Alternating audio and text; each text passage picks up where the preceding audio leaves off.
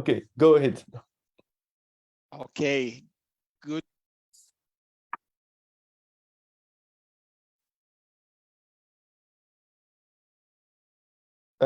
Counselor. If you can repeat, dear Piero, because okay, I will repeat. Oh, okay. Okay, good morning to you, brothers and sisters from Addis Ababa. This is Piero Venturi, EU Science Counselor to the African Union, talking to you. And here we are for 2 hours and a half, a full program, including presentations about the new calls of Horizon Europe Work Program 2023-24, which include an Africa Initiative 2. This is an important action of the European Commission together with the African Union. Here we have a full program with open remarks that will give the political framework of our activities from the European Commission, from the African Union Commission, and from the EU delegation to the African Union.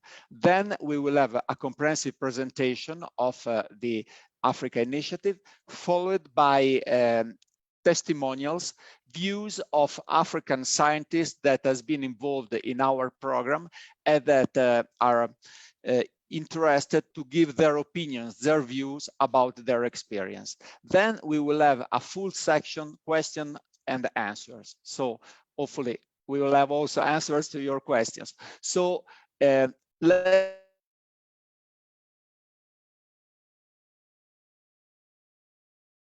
to present Riccardo Mosca, Deputy Head of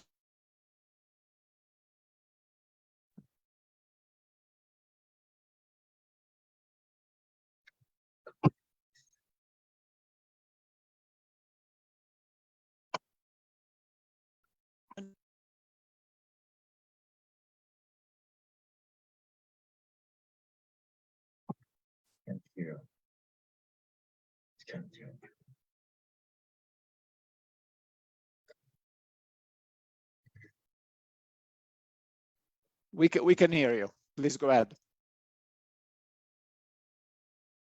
Piero, I cannot hear you, unfortunately. We can hear you. We can hear you very clear, strong and clear. That is good. Thank you very much. So am I allowed to say my few words now? Can I start? Yes, please go ahead. Thank you very much, and greetings to everybody from Addis Ababa. I mean, the connection is unstable, so it's not clear whether you are listening to me or hear well, but I mean, I will go ahead. Ladies and gentlemen, first of all, let me say a few words to set the political view and explain why our European-Africa cooperation is getting stronger and stronger, I do believe. Last November, two commissions of the African Union and the EU took stock of the implementation of the commitments made at the summit in Brussels. You remember this very important summit that took place in February between the African Union and us. And our exchanges have confirmed that we are on the right track and are already producing results. A new AU-EU Ministerial Committee will be in charge of following up the commitments made by the summit. And its first session will take place in 2023 on the sidelines of the next annual ministerial meeting between the EU and the African Union, hopefully during springtime. There is no date yet, but we are working for having this ministerial meeting by May, possibly. In the spirit of the EU-Africa Summit 1 year ago, the European Union supports African partners in their call for an overall system of global governance and the direction of better representation of African continent. As such, the EU has given its support for a permanent seat at the African Union in the G20. And this is very important for us to the African Union in having this position in between the G20 and the big actors in the global system. The role played by research and innovation is an essential part of this process. European Union's cooperation with Africa aims to promote actions targeted to finding locally adapted solutions to challenges facing the continent. These challenges manifest in public health, climate change, food security, as well as sustainable energy, amongst others. And as the world is now becoming one global village, I would say the need to have a collective approach to address these challenges is very important indeed. EU support to research and innovation aims to assist in finding solutions to some of these challenges. That is why science, technology, and innovation is an important component of the EU-Africa Union partnership. As you are aware, the conference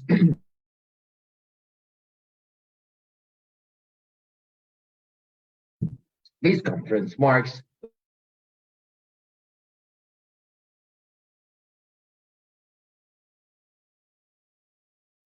the launch of the bed in 2020.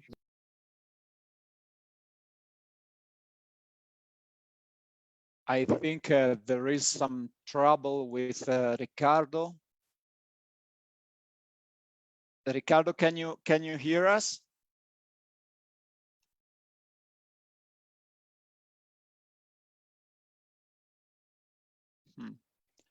I don't see Ricardo. Can you hear me now?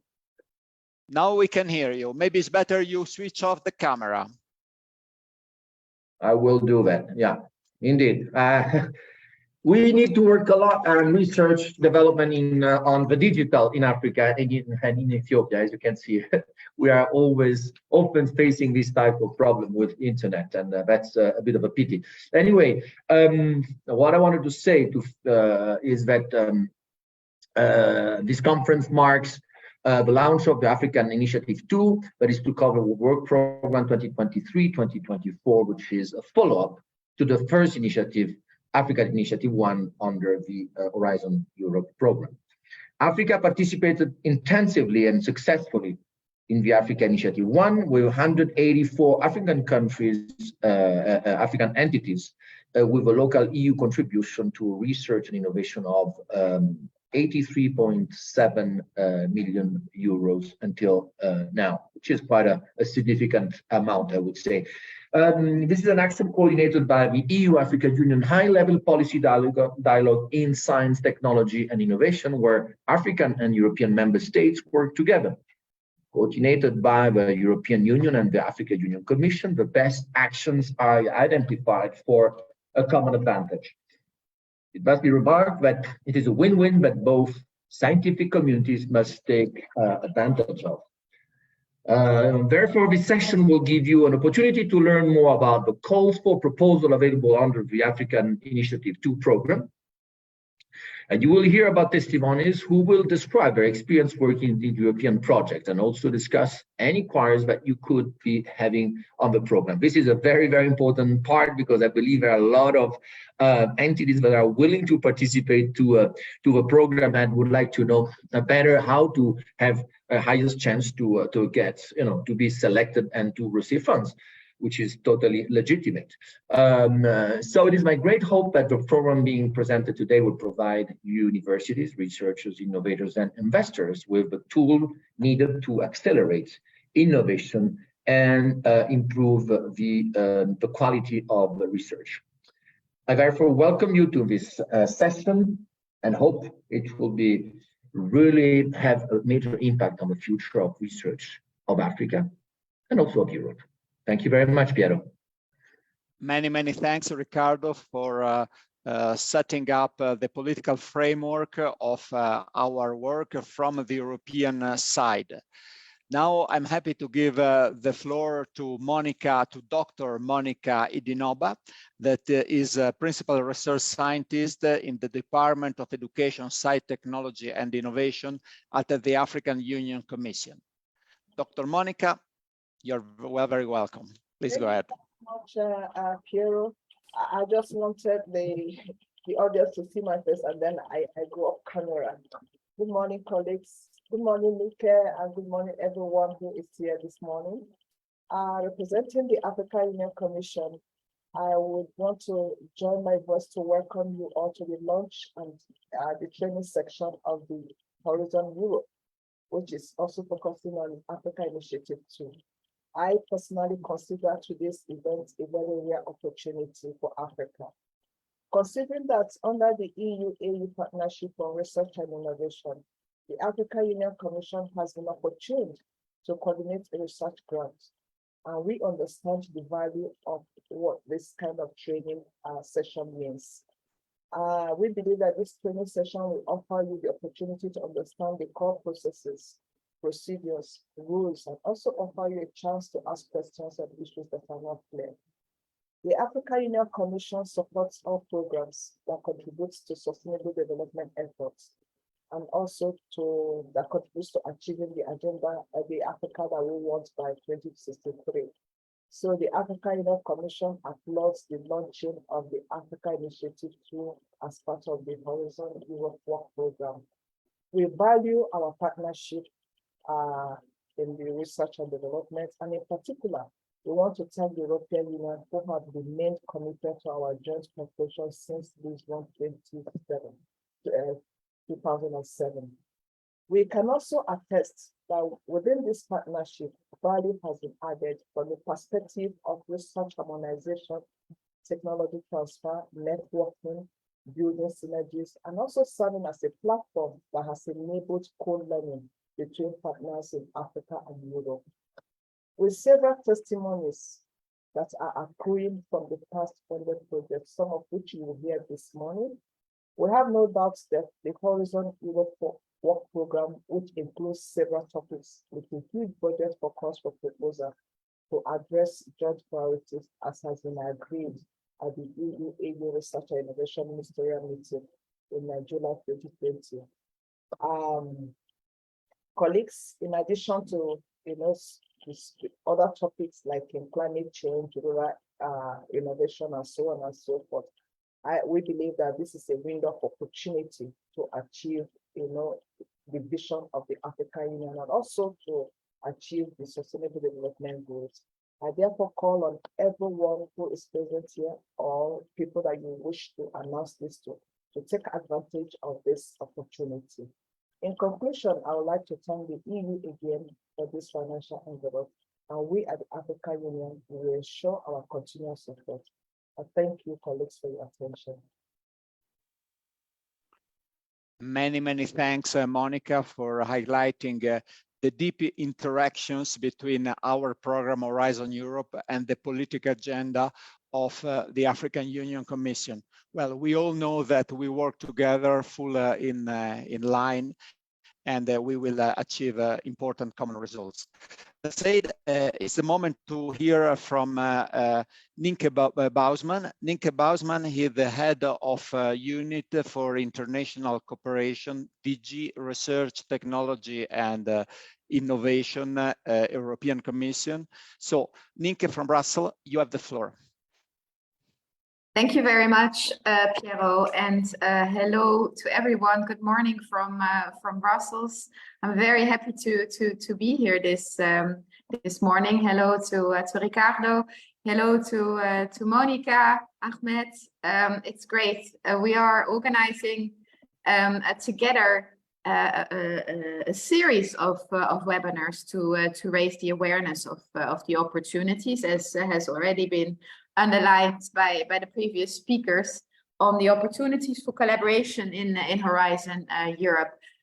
You may have seen that we really, in the next couple of weeks, will have a series of webinars, and we hope like that as many researchers and innovators in Africa are becoming aware of the opportunities.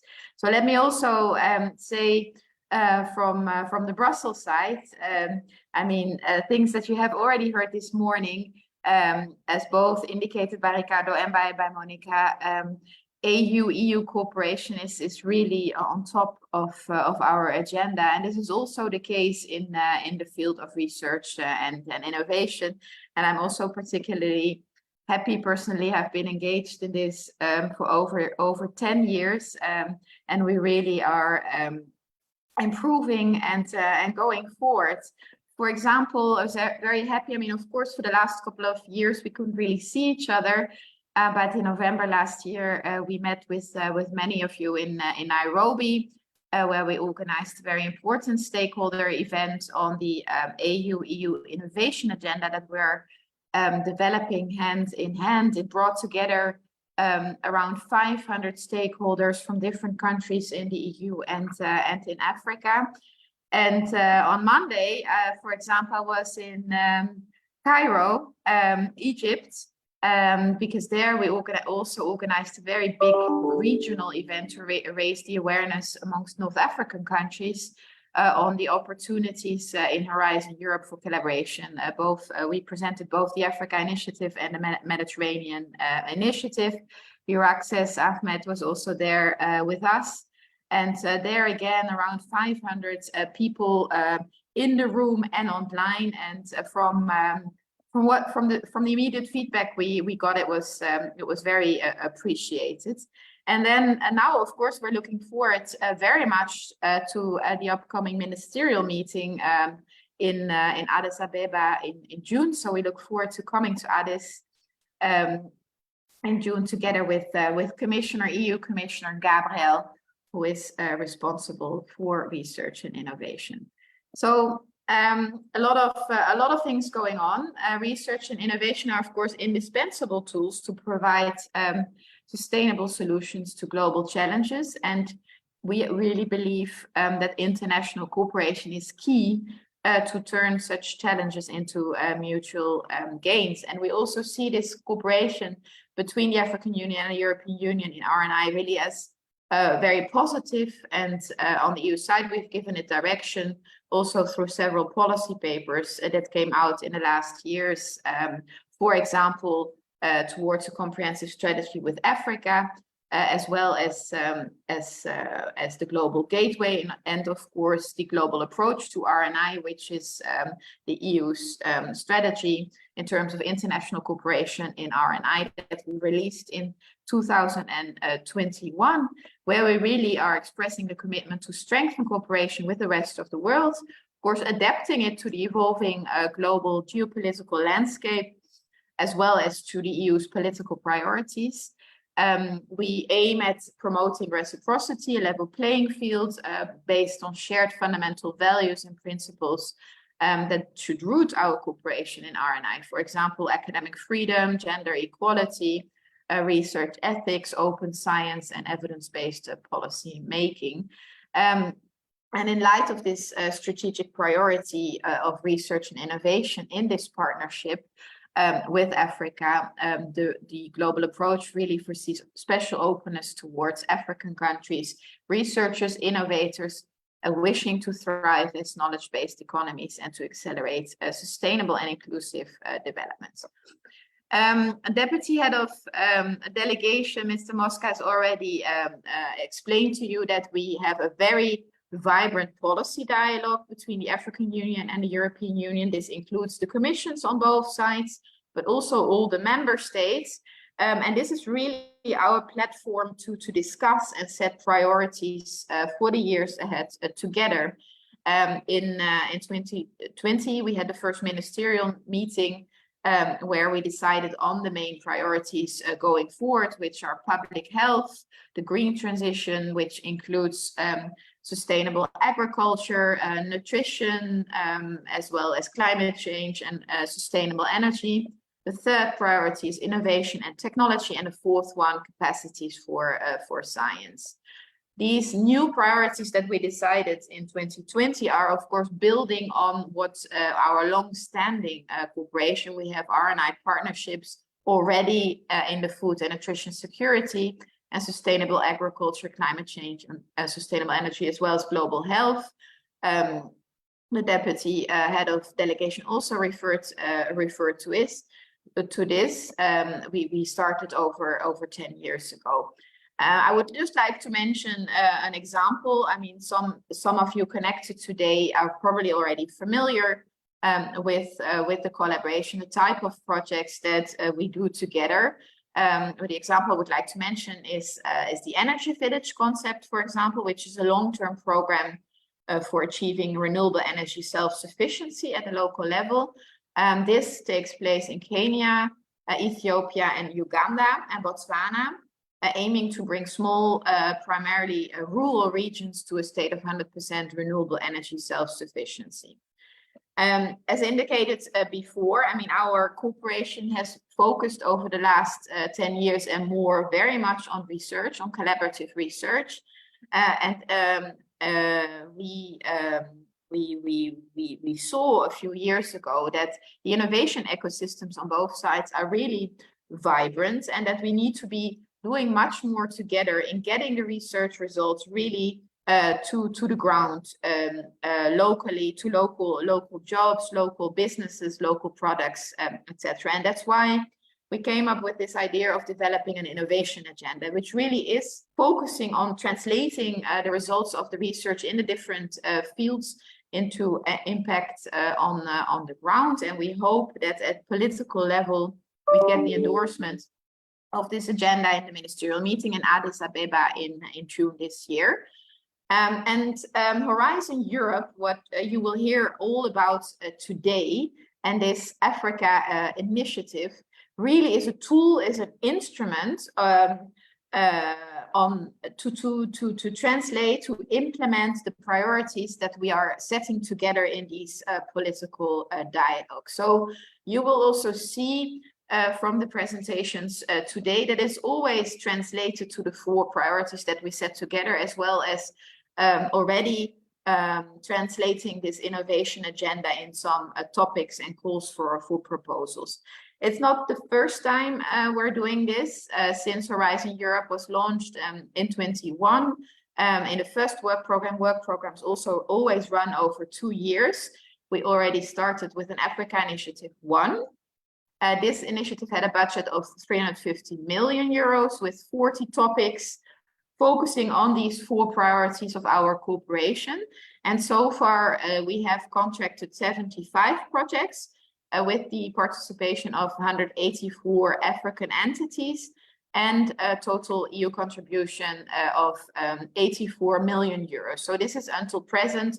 Of course, these proposals are still being evaluated. So it will certainly increase, and you will also get some graphs in the slides today, which really show you also the success of this first initiative, which has highly increased the participation of African researchers and innovators in the program, as well as the success rate in terms of the number of proposals received and then the grants finally allocated. And this is one of the reasons why we decided to develop an Africa Initiative 2 in the second work program of 23-24.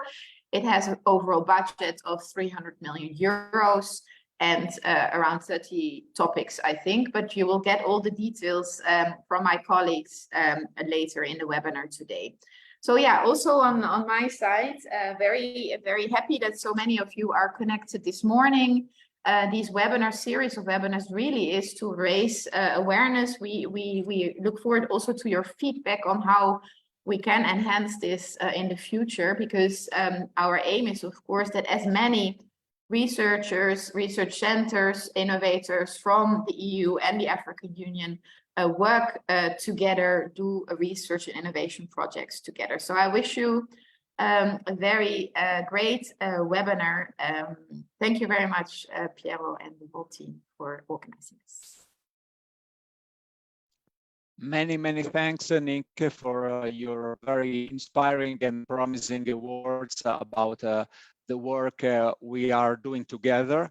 And well, it's this political overview is extremely important also for the scientist, because this will be extremely helpful the moment you will draft your technical proposals to understand the background, and this will give you a big help when you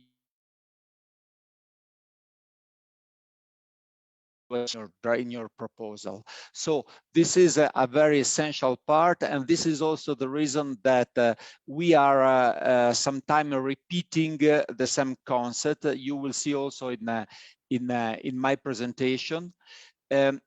a technical issue for Ahmed. Well, my connection here is quite unstable. In case that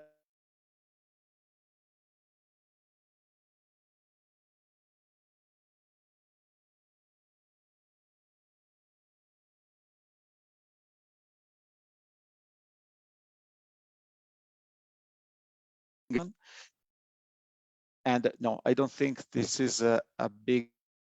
Okay, now it's.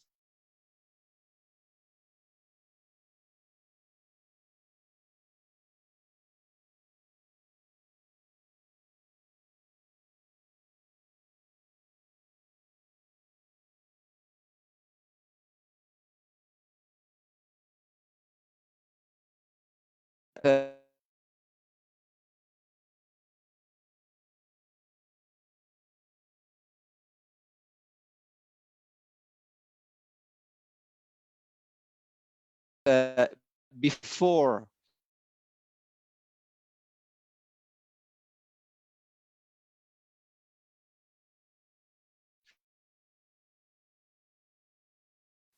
well, Hamed, can you hear me? Yes, it's okay, but Piero, if you can just turn off your cam. Okay, I'm turning it off now. Okay. Now it's off, yeah. Yes. Now it's better. Yes, better. Okay, thanks. Would you mind to pass to the second slide?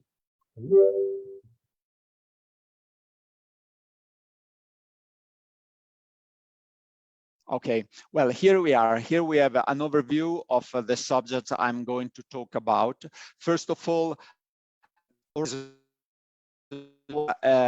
political overview on international cooperation, just in a slide.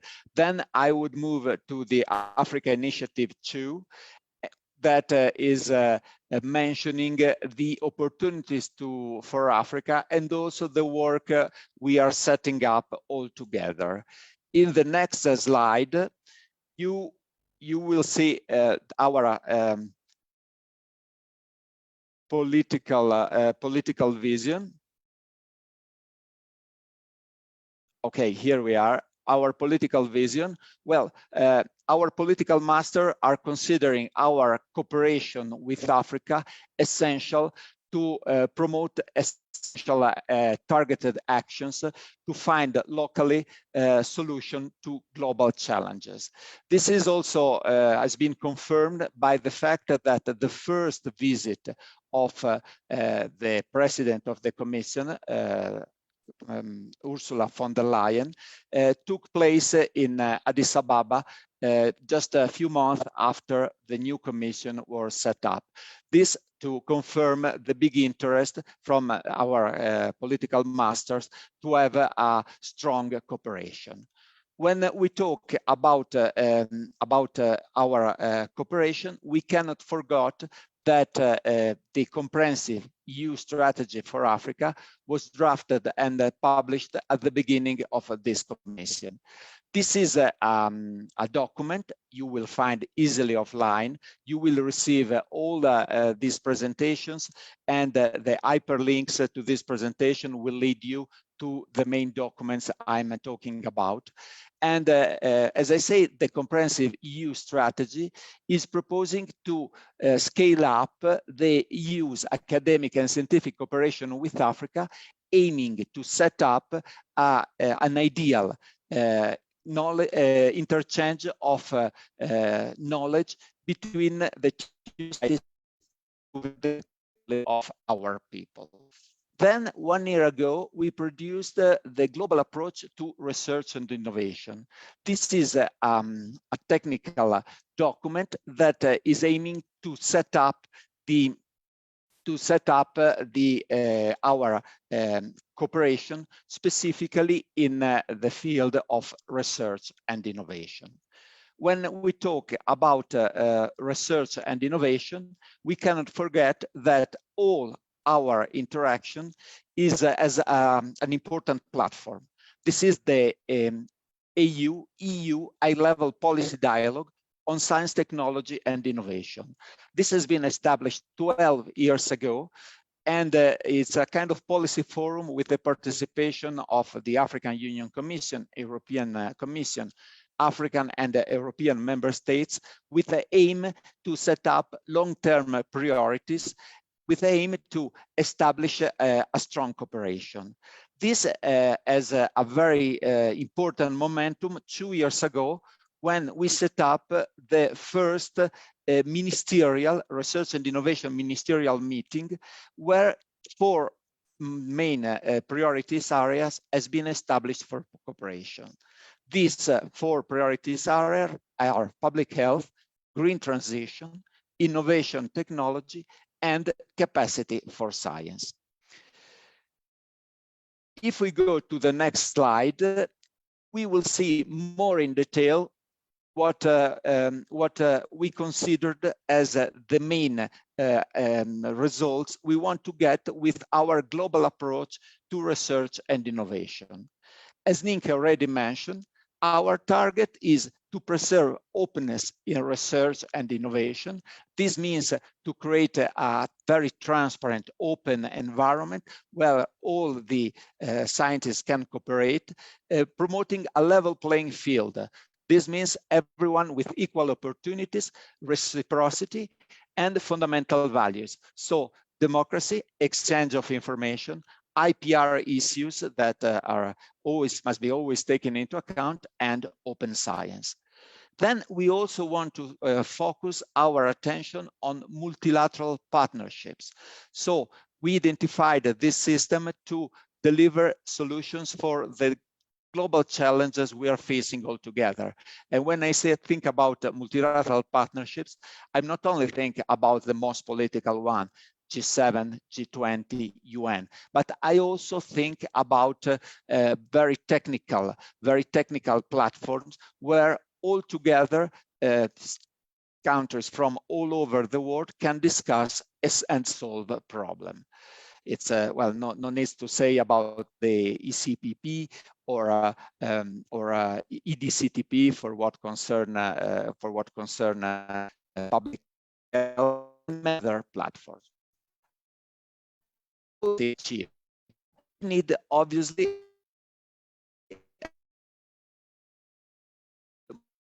other over the world. We think about US, China, and we always need to keep our interest and values into account, taking care of our strategic autonomy. Obviously, when we are working with African countries, we think about our strategic autonomy, but we need to think also about the African autonomy, the African sovereignty, and we need to create synergies to reach commonly our objectives. When we talk about low and middle income countries, we always work together to accelerate our sustainable and inclusive development, setting up knowledge-based societies and economy. We always want to do this working together in what we call the Team Europe approach. This is a spirit we want to have with European member states, with European financial institutions, as for example, the European investment banks. And we want to work together in a synergetic way to set up a stronger approach. If we move to the next slide, we see the guiding principle for this. So as I say, commitment to openness, because openness is crucial to accelerate scientific progress, pool resources, and create vibrant innovation ecosystem. Then we have value and principle. I already talked about this. The need to have a level playing field with common values and the reciprocity, and aiming to pull together global efforts to tackle global challenges. If we go to the next slide,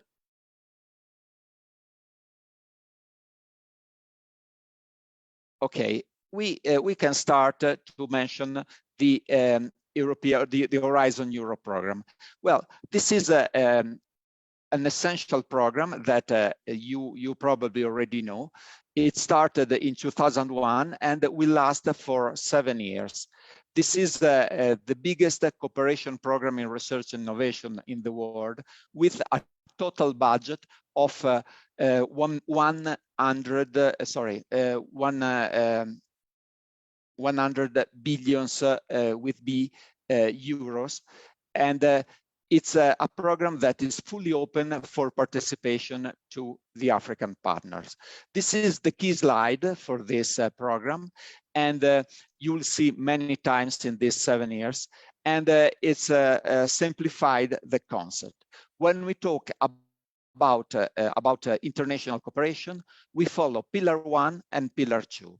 Pillar 2 is the key pillar talking about global challenges and our industrial competitiveness, and all the topics you will find in the African Initiative 2 are included in these clusters. As you can see, these clusters, no need to name them, are key to face the global challenges that we have all together. And then there is the Pillar 1 that is more focused on excellent science. So we will have a presentation on the Marie Sklodowska-Curie actions that are important tools to be proposed to the African scientists for getting a PhD, postdoc, joint research together with our European scientists. And then we have the European Research Council, that is a tool to set up skyrocket science that is open also to the African scientists. Just one more word about the European Research Council grants. They are extremely competitive, I don't hide it. Well, usually the European Nobel Prizes are recipients of this kind of grants, but let's say they also are important because they help to set up their working groups, and many scientists from all over the world jump into this opportunity. So this is also something that should be carefully considered. If we move to the next slide, well, these are the key concepts for our international work in Horizon Europe. The program is open, so fully transparent. You will find all the information in the portal for tenders, and all the African partners are very welcome to attend. The fact that the program is open doesn't mean that the funding are available for everyone. Well, in the case of the African partners, the program is fully open, and access for funding is also available for all the partners. We have also to take into account that, for example, partners from some kind of countries as Europe, as US, Japan, Korea, they have also to contribute with their funding. When we talk about international cooperation, we have specifically targeted actions. This means that the program is technically open to African partners in any part. So you can assess, you can participate to any topic you see in the program. But there are specifically actions that are focused on international cooperation. And we cannot hide that this is an easier option to enter into the program. And then obviously we have to take into account our EU interests. We have to say that in the past we have been very naive, so we kept the program too open. Now we have identified some specific areas. Just to make an example, quantum technology, space, where we request a participation only from some countries, and others are excluded. If we go to the next slide, you see the focus on targeted international cooperation actions. So in the program, you will find that these kind of actions are flagged. And you can find basically 4 areas. You can find thematic areas that are strategics, and they request the participation of partners from specific areas. We can find geographical areas. So we request the participation specifically from Africa. So we want to have African partners, while the first one was more focused on technical areas. So we are working on climate change and the impact of desertic areas, and obviously an African participation is suggested by the topic of this subject.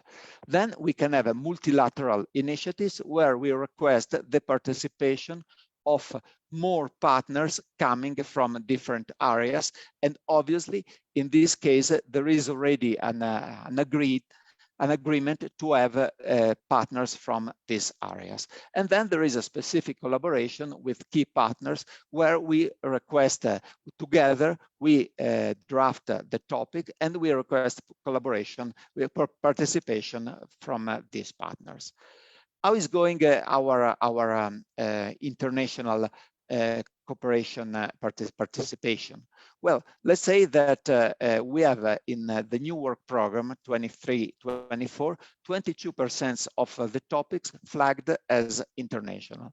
And you can see them in the portal that is hyperlinked over here. And the cooperation with Africa and MED is under the Africa Initiative 2. If we go to the next slide, it's also, well, we are in a specific situation. We, due to the Russian aggression towards Ukraine, we have to take a responsibility of this, and this is an action that the EU and the Commission are firmly condemning. So a series of sanctions were taken against Russia, among them Russia and Belarus. Among them, we don't accept anymore their participation to our program, even if we can have exceptions on case-by-case basis. For example, the Marie Sklodowska-Curie fellowships are exempted by this. And for example, in Europe, in some international research centers, we have Russian scientists that are still working there. Then I want to mention the Global Gateway Investment Package that is an important action of the European Commission that been announced last February during the summit. And it's aiming to support Africa in different areas, specifically green and digital recovery, with a huge budget, 150 billion euros. Well, among many areas, there are also 3 flagship initiatives that are concerning science and technology. One is the innovation agenda. Nink already mentioned it. We will talk more about this later. The other one is Earth observation and space, what is well known in Africa as GMS Africa, Global Monitoring Environment and Space. And the other one is the setting up of a regional center of excellence in the area of green transition. I mentioned the African Union, European Union Innovation Agenda. And well, just a few more detail about this. As been already said, the target was to set up an ideal ecosystem where we could work together, African and European scientists, innovators, start-uppers. This started 1 year ago with the setting up of different actions. We have different reports in different areas, always taking into account our four priorities, and it was identified a program including short, medium, and long-term actions for all these priorities. So at present, as has been already mentioned before, we had a few months ago an important event in Nairobi with the main stakeholders discussing about the future steps of this. At political level, our objective is to finalize the text of the innovation agenda and present it to the senior official meeting, that is a meeting including representatives of member states at a high level, and finally to finalize all this through the adoption of the innovation agenda in the ministerial we are planning to get the 13th of June 2023 in Addis Ababa. So this is our ambitious plan. If you want to know more, here you will find the link to the working document and also the text of the innovation agenda as it stands.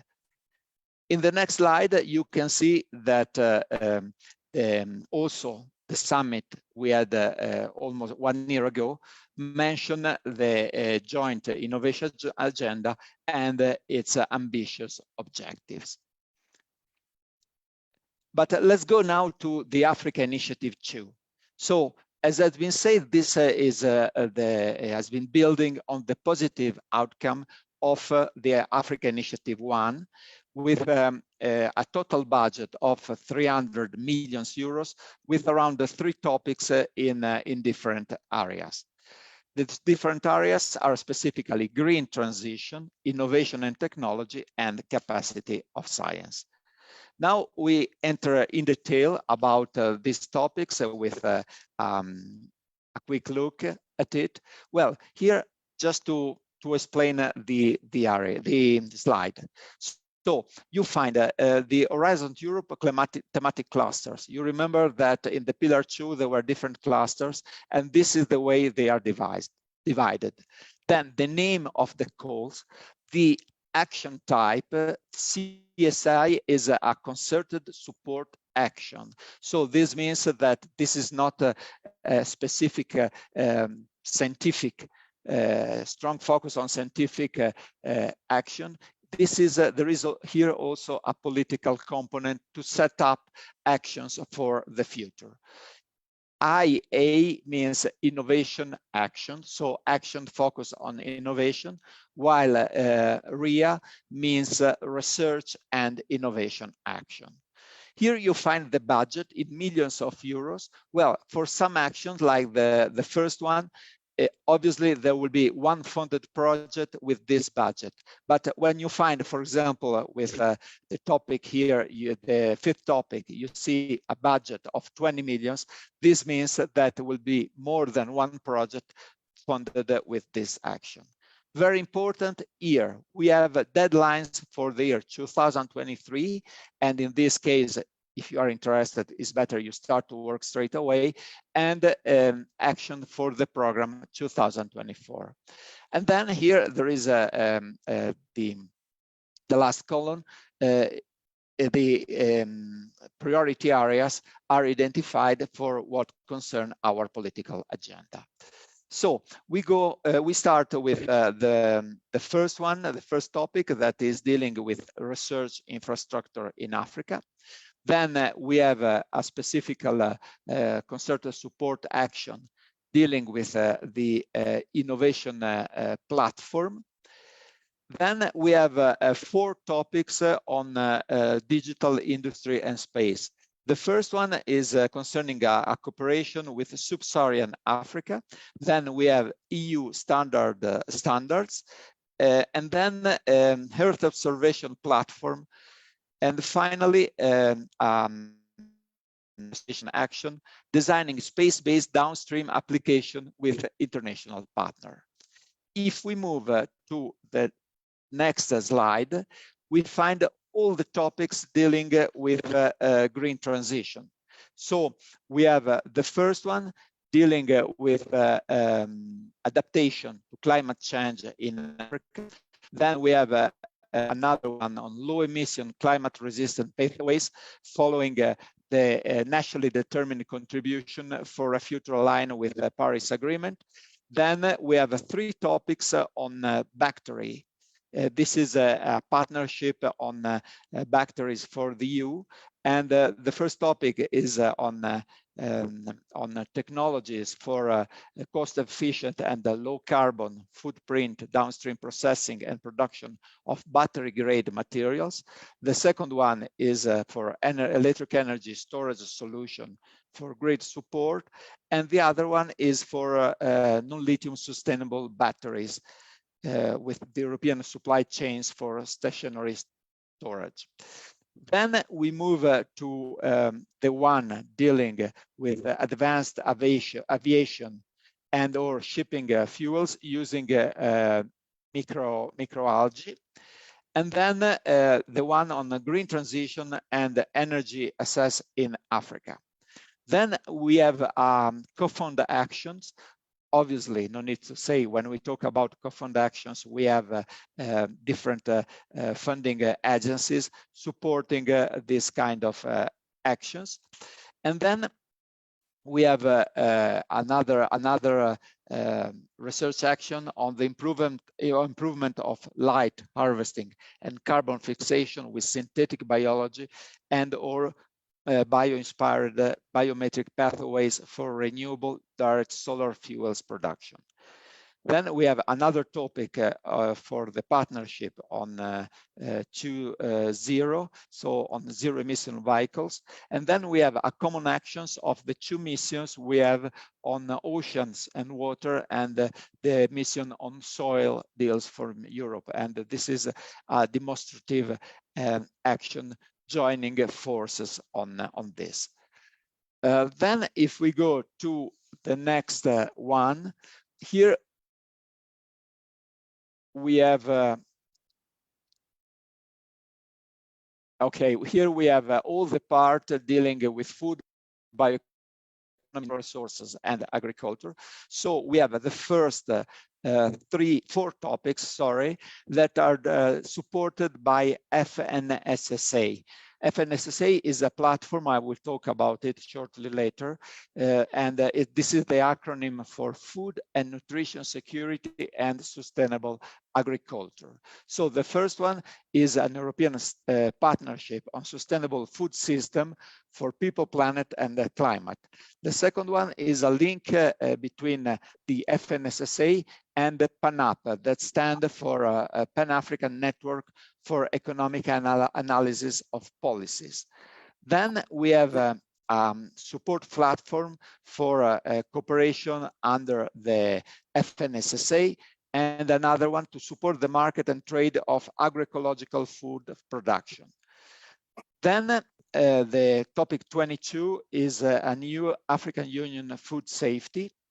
And then we had an action to support the interaction between the Intergovernmental Panel for Climate Change and IPBES, that is an intergovernmental science policy platform on biodiversity and ecosystem services.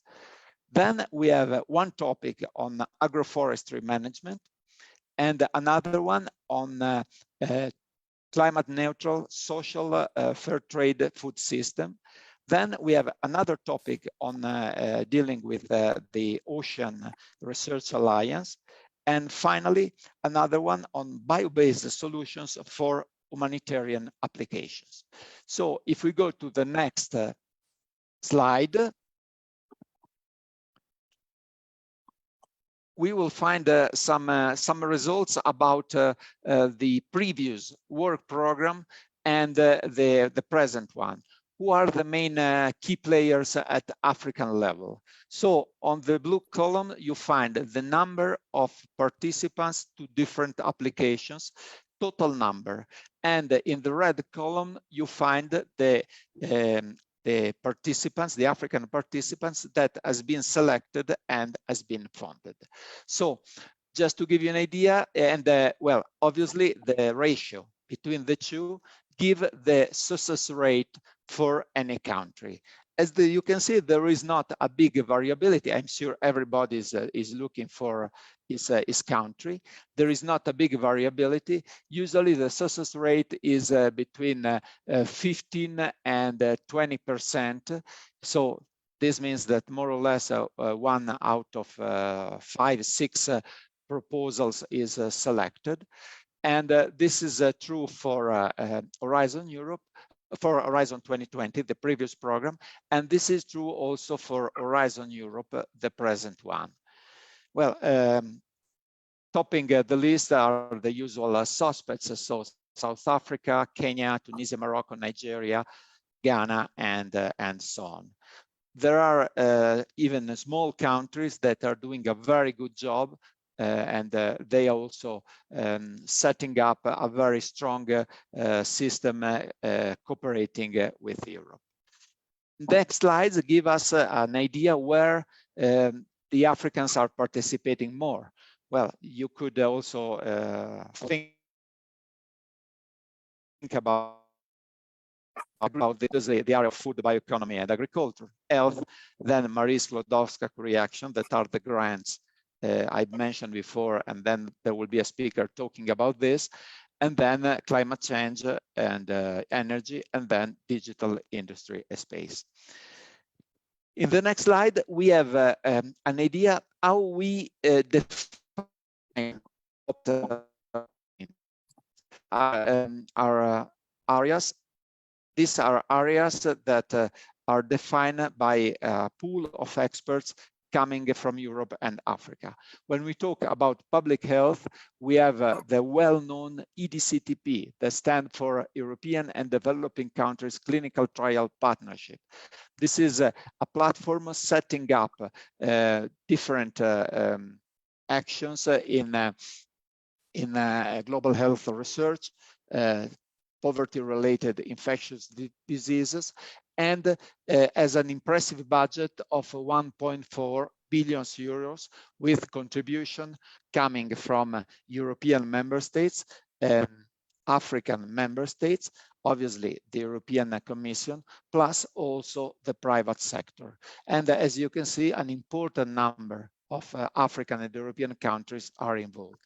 Then I already mentioned for the green transition, food, nutrition, security, and sustainable agricultural platform that in the past year channeled a joint investment of more than 700 million euros with 300 projects in different areas. And then we have also a new partnership, but nevertheless, it's also extremely active and important.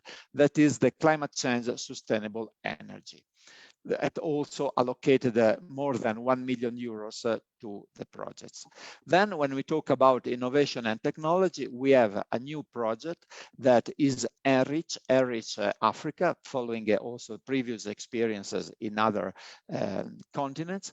That is also aiming to develop a network of incubators, accelerators from Africa and from Europe, setting up opportunities for working together for both communities. Next slide. We also have to consider that there are many cooperation actions that can have a research aspects. I already mentioned the Global Gateway Africa with support to the innovation agenda, to GMS Africa and the Center of Excellence. Then we can have interesting programs as ARISE, that is financed by the European Commission through the African Academy, through the African Union Commission and the Africa Academy of Science, and where scientists have been identified for any African country, and they have been funded with 500,000 euros each, and that help them to set up their research system in their country. Then we have specific innovation funds for African, Caribbean, and Pacific. Then Erasmus Plus, that is a useful instrument for young scientists. Then when we talk about agriculture, we cannot forget the DESIRA projects that is supported by our colleagues of DG International Cooperation, as far as a program on research grants. Next slide. Well, talking about Marie Sklodowska-Curie, but we are already there. We will have a presentation later.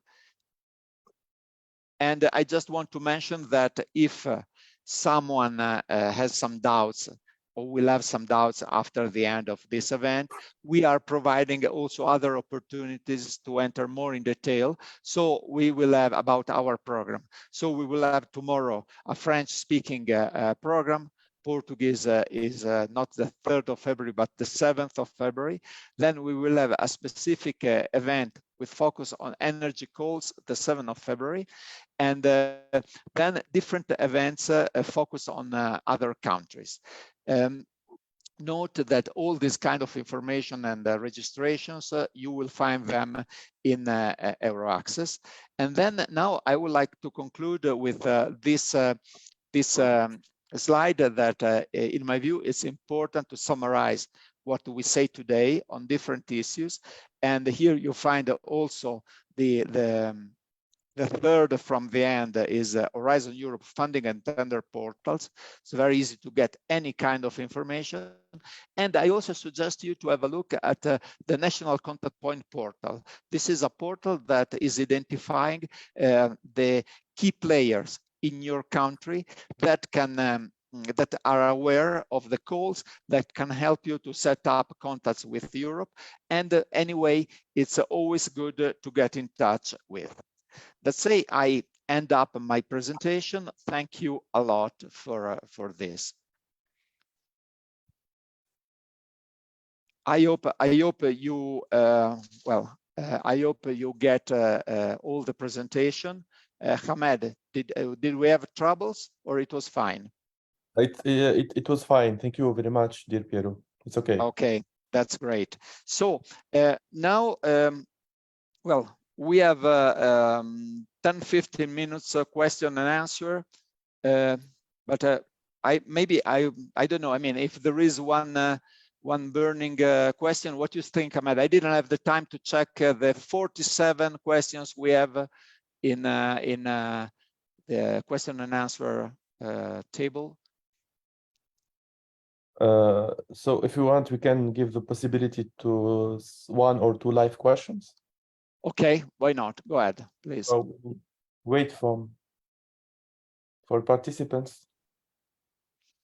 Well, please raise your hand if someone want to.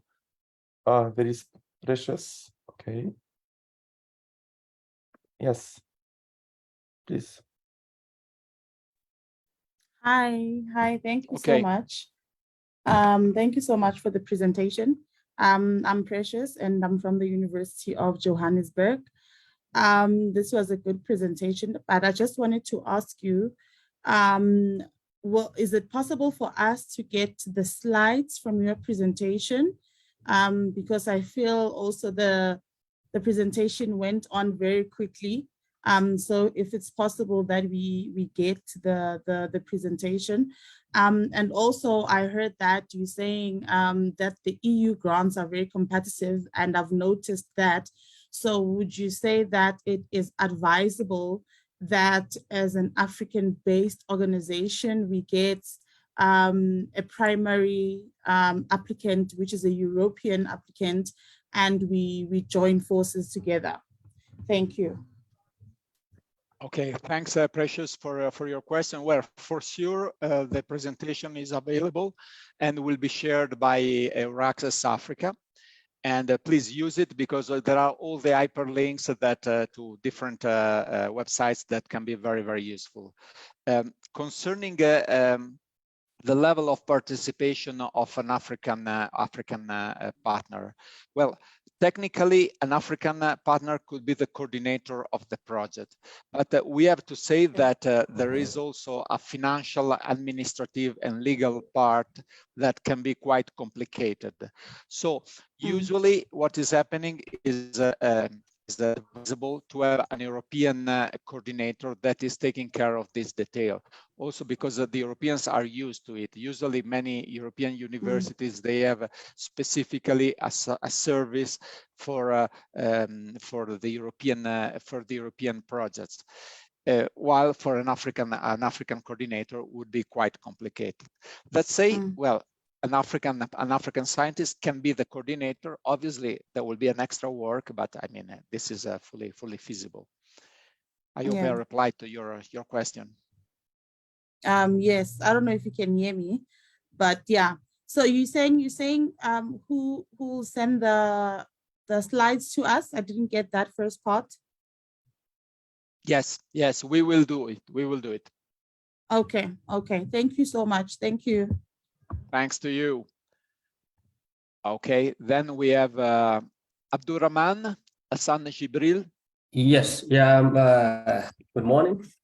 Good morning to you. Thank you for the nice presentation. I mean, it was very insightful.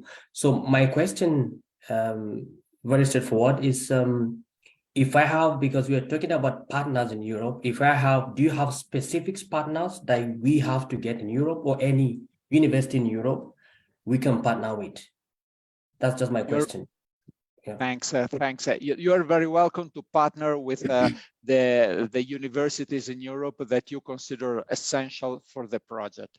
Usually, well, what is happening is that in Europe, the moment this topics has been published, the key universities, the key scientists are discussing among themselves and what is the best option to draft proposals.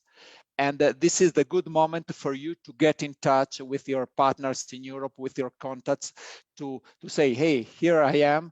I can support this part because I'm strong, I'm here, I have knowledge that you don't have, and that this can be useful for your proposal.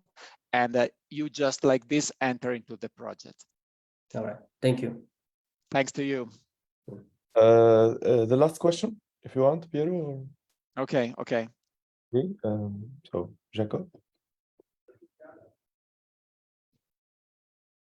Jacob, Hello, please. everyone. Yes. Hello, everyone. My name is Jacob. I'm based in Nairobi. I work for Prodinova, which is an NGO supporting innovation. I just wanted to know in this partnership whether NGOs, non-universities, but they are doing research or they are promoting innovations can also apply. Sorry, Jacob, I didn't get your question. Yeah, but can you hear me? Yes, Yeah. but there is a problem with the sound. Yeah, my question is whether non-universities like NGOs can also be part of this program. Sorry, Ahmed, I could not hear you. Yeah, I think he asked about organization who can participate in this project. Okay. So if each legally organization can participate. Yeah, non-universities, NGOs, or civil societies. Yes, for sure. NGOs, civil societies, they are very welcome to participate. And they obviously they are allowed to do. Okay. Thank you. Thanks Thank to you. you. Okay, thanks to all the speakers for the questions. I think now we move to the next slot on the research. So I'm very glad to see that Julie Lepêtre from DG EAC, European Commission, is connected. And Julie, very nice to see you again with us. Please, you have the floor.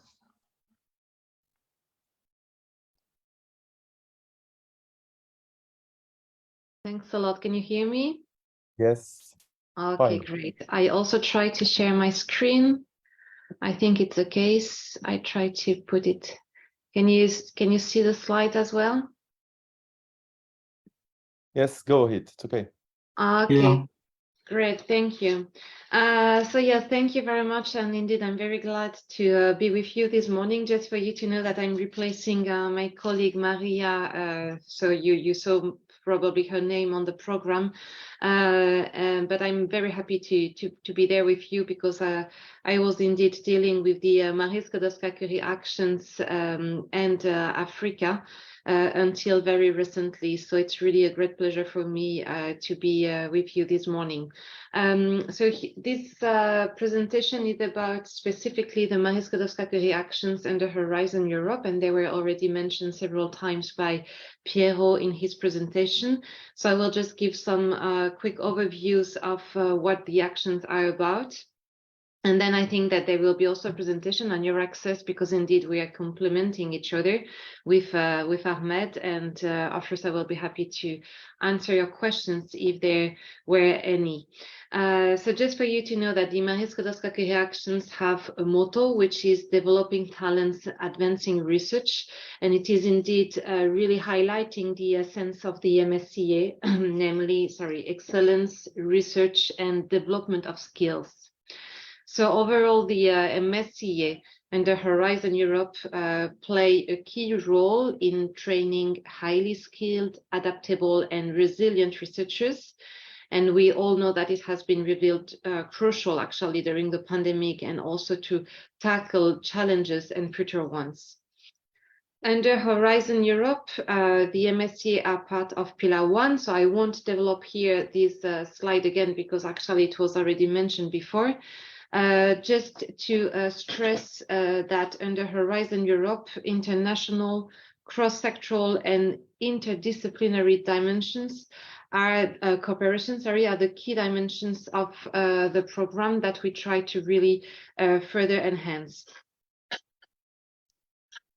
I just wanted to give you a quick overview of some of the key figures under Horizon 2020. So of course it might be a bit outdated, but actually we do have some latest figures for the program under Horizon Europe, but they are of course not still complete. And I will give you some figures afterwards on Africa in 2021, but the calls are still ongoing. So I would like really to refer to what we have done before for you to understand what the program is about. So under Horizon 2020, the MSCA have supported more than 65,000 researchers in Europe and beyond, including 25,000 doctoral candidates, as well as, of course, more experienced researchers. They have funded more than 1,000 excellent international doctoral networks. And I would like also to stress that the MSCA are a program to the benefit of researchers, but also of institutions. And the program has promoted strong links beyond academia with industry and SMEs, and more than 4,500 companies and non-academic organizations have been involved in the program. As you can see also on the slide, one of our priorities is to support women into research and to contribute to achieving equal access of women and girls to science. And female researchers made up almost 42% of the program, and actually it's still the same under Horizon Europe. So MSCA is the EU reference program for doctoral and postdoctoral training, contributing to develop highly skilled researchers able to detect and tackle upcoming challenges, also to communicate scientific evidence to policymakers and to the public, able also to work across disciplines. They provide researchers with skills needed in the labor market to innovate and to convert knowledge into products and services.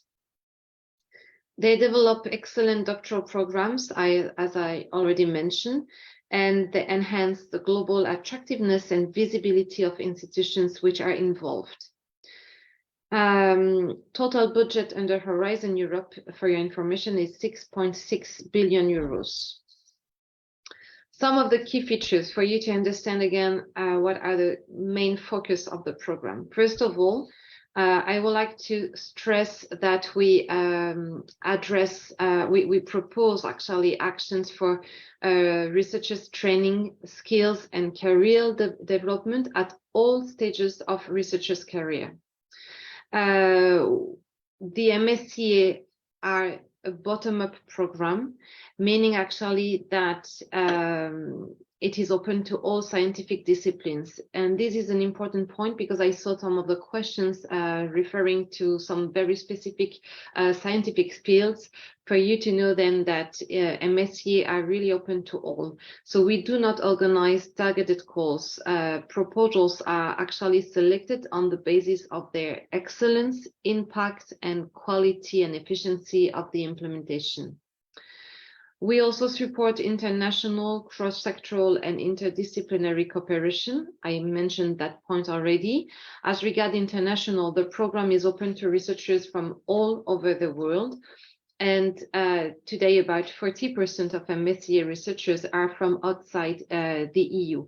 Actually, it was the most international program under Horizon 2020. And we believe and we hope actually that it will still be the case under Horizon Europe.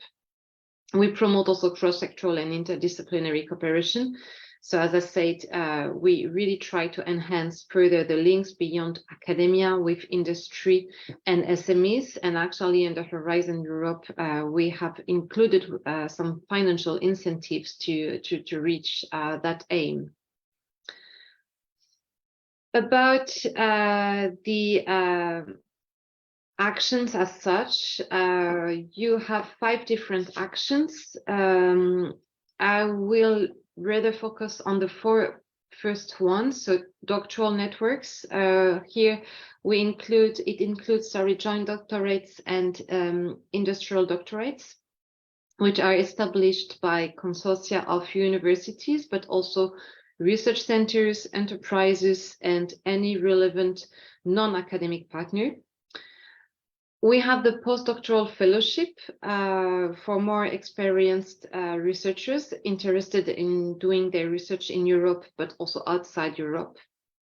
We have the staff exchange action, which supports research and innovation staff exchanges. We have the co-fund, so co-funding doctoral and postdoctoral programs.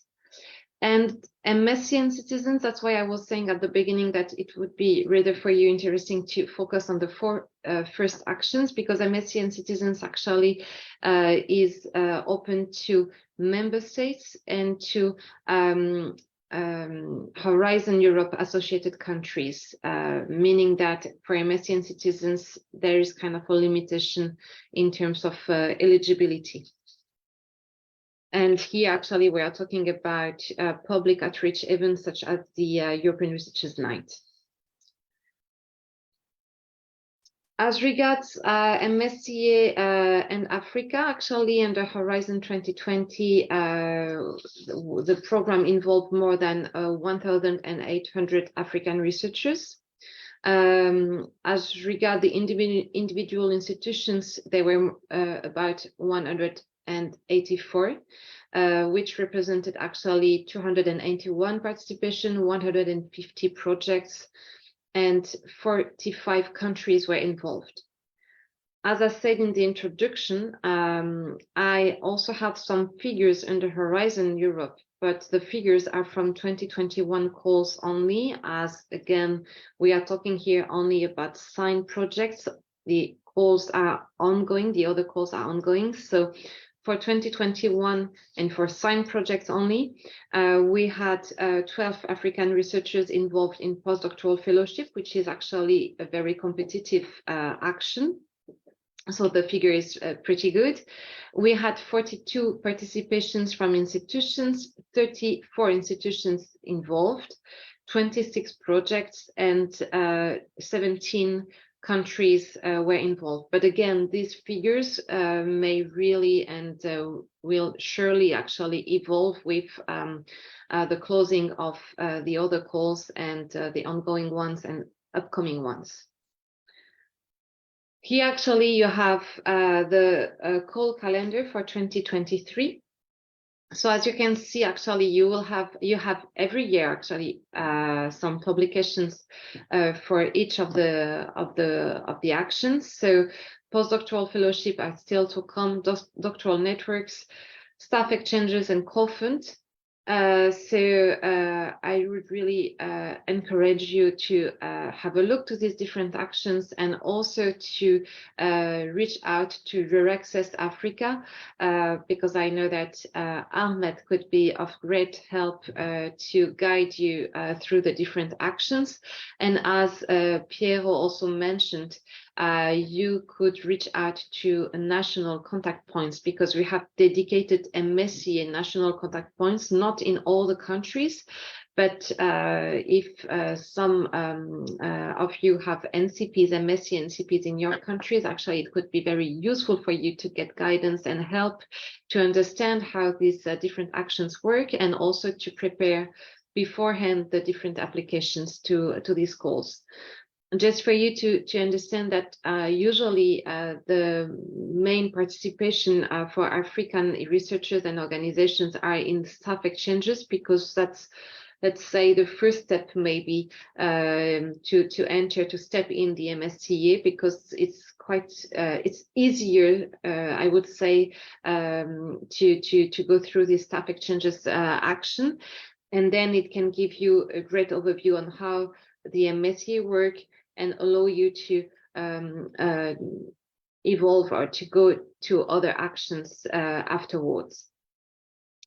I have put also some links. I know that they were also in Piero's presentation. I believe actually that this presentation will indeed be also shared with all of you. So I will maybe just let you having a look afterwards. As I said, I'm replacing my colleague Maria this morning. So if you had any question, I will be of course happy to answer them, but also my colleague will be happy to do any follow-up after the information session. So with this, I thank you all, and I will leave the floor to Ahmed. Thank you. Okay, well, many thanks, Julie, for your very clear presentation on the Marie Curie action, as always. Thanks for this. What I would like to add is that if you participated to the Marie Curie action, doesn't mean that you cannot participate also to the program of the Africa Initiative. I mean, this really a synergy. You can work together on different platform with the same topics. That said, I leave the floor to Ahmed, that is the regional representative for Africa, EURAXESS worldwide. Ahmed, you have the floor. Thank you, dear Piero. Today I will present EURAXESS Africa. And first of all, I present EURAXESS worldwide. So the main points related to EURAXESS worldwide is related to give information and provide free access to information about research in Europe, opportunities for research funding, international collaboration, and transnational mobility. It links researchers in worldwide to Europe. Furthermore, the network is open to all nationalities and research fields.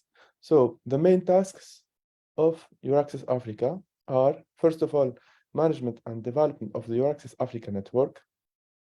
So building partnership with African research institutions and organizations, as well as promoting research mobility between Africa and Europe.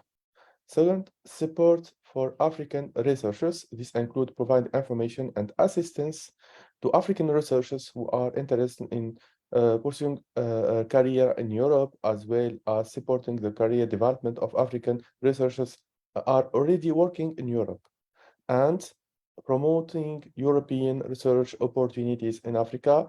This includes awareness of European research opportunities like Horizon Europe in Pillar 1 and Pillar 2 and Africa Initiative 2. So, finally, reinforce the networking with all RNI African actors through organizing events and activities that promote networking collaboration between African and European researchers, facilitating the exchange of information and expertise between regions. So here you can see the different regions of EURAXESS worldwide. So we are in North America, Latin America, and Caribbean, China, India, Asia, Japan, Australia, New Zealand, and we are also in Africa. So here you can see the website of EURAXESS, and in 2022 there is the official launch of EURAXESS Africa Hub. And if you can put in Google EURAXESS, and you will see this platform, and in this platform there is a tab of worldwide, and the worldwide there is 9 hubs, and you can click on Africa, and sign up for free membership to EURAXESS Africa. So for 2022, there is excellent year, full of challenges, because there is a lot of online events, physical and face-to-face events in many countries in Africa, in Tunisia, Morocco, Egypt, Ethiopia, Kenya, South Africa, and we have a lot of participants in our events already organized online. So here we can see some photos from some activities here in Morocco, in Kenya, in Ethiopia, in South Africa, in Egypt. So we have organized many and co-organized practical workshops and info session in order to communicate more and more about all opportunities for research mobility also, and opportunities in projects in order to be in part in many projects in Horizon Europe. What can we do for you? First of all, promote EU national research landscape, promote EU funding opportunities, promote EURAXESS network, invite speakers from the network, and connect researchers with research labs. And how can we work together? Let's share one another information. Invite us to present in your bilateral events, online events, and etc. Forward us requests about EU funding to go to your countries. Tell us how can we support you further. Our tools are mainly the website. There is an official website, all information in the website of EURAXESS Africa, social media, flash notes, newsletter, info sessions, and practical workshops. So here we can see the part of news in the EURAXESS Africa website, and there is a lot of opportunities. So try to visit the website, try to be a member of EURAXESS Africa, and you will receive every week all news and all opportunities related to moving to Europe. Here you can see also the events. So there is many events organized soon about Africa Initiative 2, and some focus like energy, and some events related to some countries like Ethiopia, Nigeria, Kenya, Senegal, and more. So for EURAXESS portal, there is plus than 2 million visitors per year, and there is per month, and there is 1.2 million page views, and there is free use. So here we can see in, for example, in 2021, there is more than 93,000 research positions already published in the website of EURAXESS. So save the date, please. Tomorrow there is the event of the French event related to Africa Initiative 2 tomorrow, and in the 6th of February, there is the Portuguese Lusophone events, and you can usually participate because there is free. So join us, be informed, be proactive, click in this button and join our community of researchers. So here we are in LinkedIn, we are in Facebook, and we are in Twitter, and our email is africa@euraxess.net. So feel free to contact us, and we will give you all details about opportunities, how to participate to get more and more, be involved in research mobility programs and Horizon Europe projects. So free, easy, valuable. Thank you for your attention, and thank you, Piero, for this opportunity. Thanks a lot, Hamed. Thanks to you for organizing all this event, and for explaining all the huge opportunities that are offered by EURAXESS Africa to the African scientists. At this point, I would move to the next questions. We have testimonials.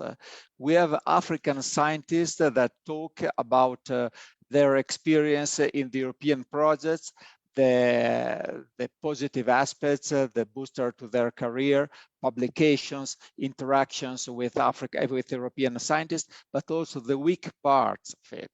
Well, I was reading the questions, and I see a lot of complaints are about the bureaucracy, too complicated. So what is the opinion of the African scientist about this? I'm very glad to invite Emmanuel Okalani, that is working for Roof Forum in Uganda, to give his view about this. Emmanuel, please, you have the floor. Thanks. Thank you so much, Piero, and all the presenters. It's a great honor to share my experience and that of my organization in the working with the Horizon Europe, especially in the Africa initiative. First, I want to start from the preparation stage. I firstly are participating in two projects. One is the coordination and support action, which Piero mentioned already about the EU-Africa Partnership for Food, Nutrition, Security and Sustainable Agriculture, that is LEAP for FNSSA. The forum is a partner. And we are also participating in the most recent one on agroecology that is just starting. So I'll share how we were able to access that information and how we participated in the development of the proposals and our experiences in the management. Some suggestions on how best to prepare and be part of the, to be successfully be part of the Africa Initiative. First, there were two ways that we got in touch and be able to be part of this initiative. The first one is we registered for the collaboration and networking events that was organized online by the Horizon Europe team. First we had the Horizon 2020 and then the Horizon Europe team. And from there, we were able to identify organizations which were proposing topics that were of interest to us. And this one helped us so much when we were working on the agroecology. We participated in the networking event. And then we got in touch with the team from Germany, and they asked us, because we are a network of universities in Africa. Right now, we have 170 universities. We agreed that we'll be able to mobilize partners from the African continent, and they'll be able to mobilize partners in Europe. So that's how we were able to get in touch. So the first thing was to participate in the online events that the Commission organized, which was the providing platform for networking. And then the other project, and that is the long-term EU-Africa Partnership on Food and Nutrition Security. We have a partnership with a sister organization in Europe called AgriNatura. That is an alliance of research institutions in Europe. So we always keep in touch with them. So they share with us opportunities that come up, and they propose to us to be part of this network. And that's how we were able to participate. Now, in the process of preparing the agreement, the proposal, I must say that the process is very elaborate and long, and there is a lot of documentation to prepare. But one of the things that eases it is the registration into the centralized EU project management system that is said here. So it helps once you have finalized that process.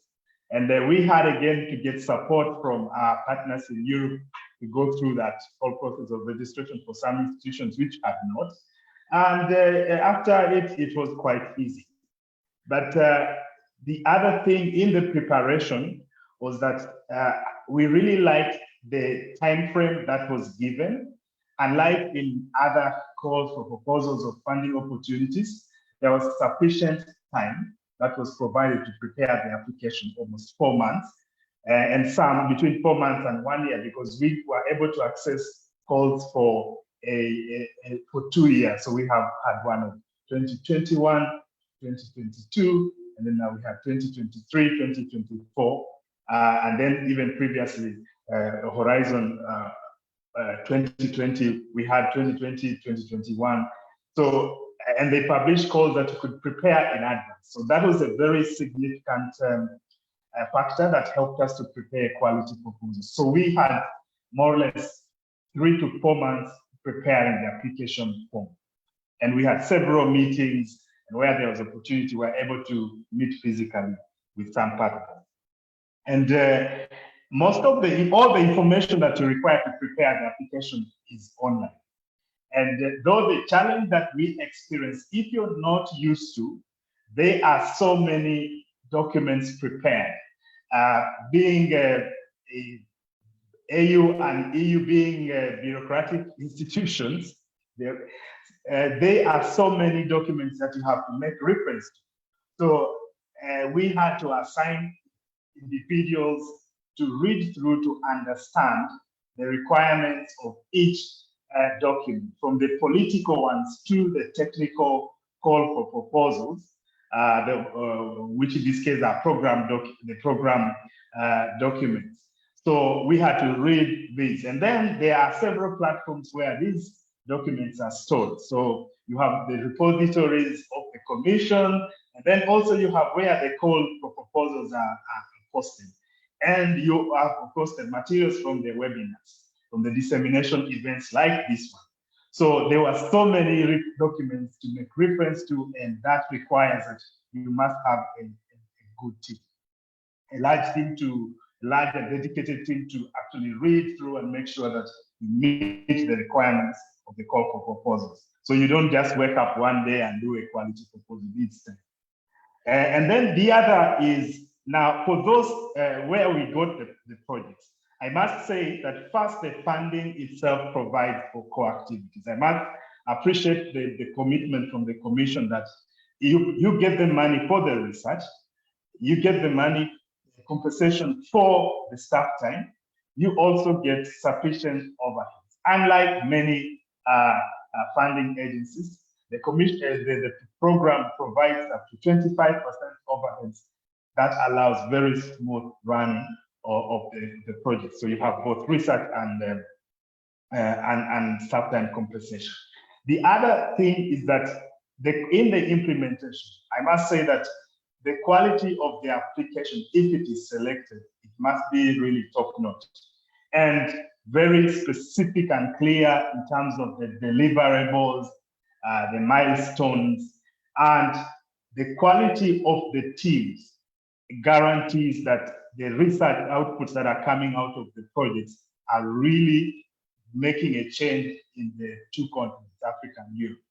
And one thing I really love for the project, the research and innovation projects we are participating in, we have very tangible projects. We are working on aquaponics, integrated aquaculture, and crop production systems in agroecology in East Africa. And this will have significant, we have significant technology. So you cannot be abstract in what you're proposing. And right from the start, we have the tangible deliverables in terms of technologies that we can show. And in terms of the coordination and support action, we have a very clear, even that has very clear deliverables and outputs that we still have to show. And that's one thing. And then why I like the support is that there is a dedicated team at the Commission who support you to make sure to guide you in the process. So you are not left alone, just supervise, make sure work is done, but they provide both the technical and administrative support. And in terms of the management, the online system provides a very systematic and orderly way of submission of reports, and it makes it so easy. As long as you have a dedicated staff, for example, to handle the financials, you don't have any big issue. So if anybody is worried about the bureaucracy, I don't think whether it's a big issue. It's actually helping to ensure that the quality of deliverables is high. And we have enjoyed the quality collaboration, because as outlined in the previous presentations, there is a deliberate effort to make sure that there is equal contribution from Africa and European researchers towards the implementation of the projects, both the coordination and research action. So I'll stop there for now. If there is any specific question, over to you, Pierre.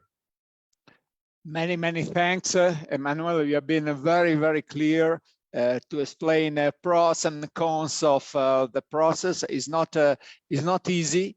It's a lot of work, but can be very, very rewarding. At this point in the program, we have Dr. Solomon Benor.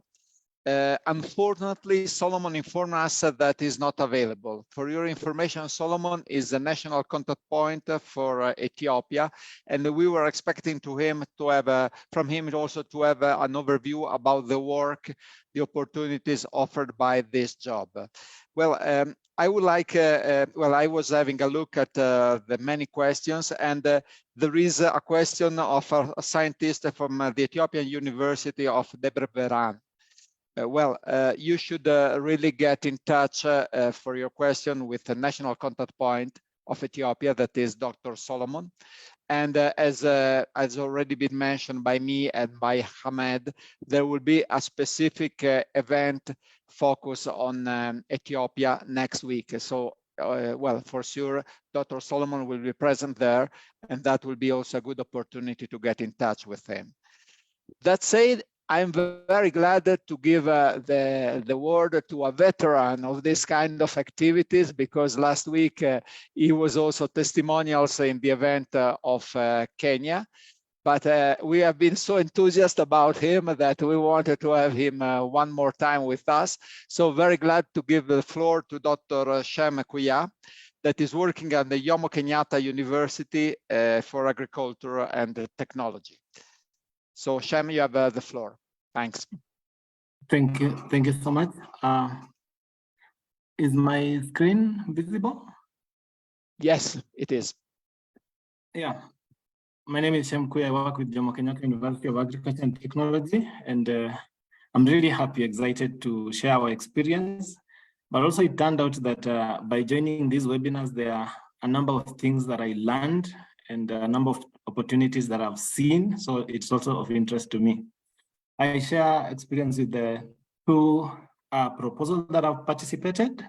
One is Horizon 2020, upscaling the benefits of push-pull technology for sustainable agricultural intensification in East Africa, upscale. And this one was funded.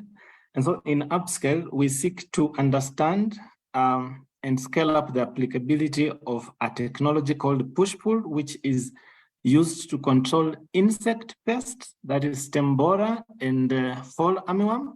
And the technology is also used to control a weed that is called striga. So this technology has been found to be very helpful, but then the limitation is that it's applied only at field level and only in maize field. So the idea is to be able to work with the farmers to identify other cropping systems or other farming systems that can be used to sustainably intensify agriculture in Western Kenya and in other Eastern Africa countries using this push-pull technology. So far, we have been able to work with farmers and identify legume integration and also agroforestry as some of the premier technologies that can be used to sustainably intensify farming in Western Kenya, and there are other initiatives that are still working to intensify farming in Rwanda, in Tanzania, in Uganda, and in Ethiopia. On the slide, I show a snapshot of the summary of the project. One of the interesting things is that the funding is 100%, which is unlike other projects where you must have a co-funding. But then also, because of the size of the project and the diversity of the participants, we had a number of lessons to learn from the project. And the next part, this was a project with a proposal with the Horizon Europe, and was framework of sustainable solutions to enhance the African and European Union water, energy, and food nexus. We drew our lessons. The project was not funded, but then there's a lot that personally I've learned from that, including building of the consortium and also writing of the proposal. So next, I'd like to share a few thoughts. What I can summarize from the processes, that mainly the application will involve two activities, separate or two parts. One is the parts that relate to building the consortium, and they range from finding the partners, allocating tasks, management. And this sometimes is a tricky part. And Pierre mentioned it, especially the need to have a European coordinator. What we learned is that it's mostly administrative, it involves a lot of work, and it requires a dedicated staff. And so for us, the project coordinator had really dedicated support that was able to handle this. The other aspect relates now to the proposed work, the actual writing of the excellent part, the impact, and the implementation. As I mentioned in the proposal that we did not win, so what happened is that we scored very well on the impact, but very low on the excellence part. And here is where now mostly the coordinator and the initial key team would have written a concept, and they would have developed, for example, work package structures and other parts of the project, and invite partners. But also it's possible for one to be invited when the proposal is really advanced. What we noted is that, and what I noted is that each of these sections has their own unique requirements, and it's really advisable for the applicant to consult the EU portal for guidelines, because there are a lot of documents that can provide the needed guidance. Now, regarding building the team, what I have noted in both of the two projects is that there is need for a well-balanced team, not necessarily just selecting friends, but having a team that will be able to deliver on a collaborative project. So drawing lessons from our project Upscale, what we noticed that Upscale was built on existing partnership, but also there are also lots of other new partnerships. For example, my institution, JQuat, was requested to join at the initial stage by existing partnership from myself, because I've been participating with the other proposals with the teams in Sweden and also in Germany. So we were invited to participate. But then also there were other participants who we had now to recommend, and the coordinator was able to reach out to ask them if they can contribute, and now they made it stronger. So at the end of the day, we had this multidisciplinary team, which has people from different disciplines. And the advantage of that is that you have skills that are complementary. You don't end up missing on a given skill, or you don't end up having redundancy. But on the opposite, you have skills that are complementary, and you are able now to undertake multidisciplinary activities in the project. So a tip that I know here is that once you are able to establish a partnership, it's important to sustain it, because then when you sustain those partnerships, it becomes easier to move ahead and apply for another funding. Now, because of there's this question that majority of people have been, participants have been asking regarding finding partners. One of the things that I noted is it's good to be an active partner in the project with tasks and deliverables, because that is, the budget is also allocated based on that. So one option is to actively reach out to partners with your ideas early enough, so that when the call is out, you are aware and you are in tune, and you are able to refine the idea. But then also, for the second project, what happened is for our institution, we were approached and someone had looked at the tender and portals and identified that our institution, JQuat, exists. So they wrote to us and we were able to participate in that way. So my thinking is it's possible to look at the tender and the funding and tender portal and identify a partner based on your area of interest. Another point that I note very useful is the national contact points, and there should be they are able to answer most of the questions we are asking here. For example, they are able even to ask to say the scope, to tell about the scope, the focus area, to provide guidance, the guidance even during the writing. There is options, my colleague has mentioned about webinars, which is really fantastic, networking platform. But then also there's another option for scientists, especially for researchers. When you publish your work, whether scientific articles or blogs or other avenues, you make yourself visible. And so researchers are able to access you, to find you, and they are able also to identify your strength and how you will contribute to this work. So making yourself visible would also be a good avenue. That was my contribution regarding the lessons that I've learned from Upscale and also the lessons that I've learned from SASNEX. Thank you so much, team, for organizing this. Thanks a lot, Shem, for this very clear presentation. I think both of these two last presentations are very inspiring for the African scientists, because they really can see where are the troubles, but also where are the advantages to be involved in our program. So we can start with the questions and answers session. I would ask to all the speakers to be connected with me. First of all, I had a look at the questions in the chat, and I will try to reply to some of them. For example, there is a question concerning who is the national contact point for South Africa.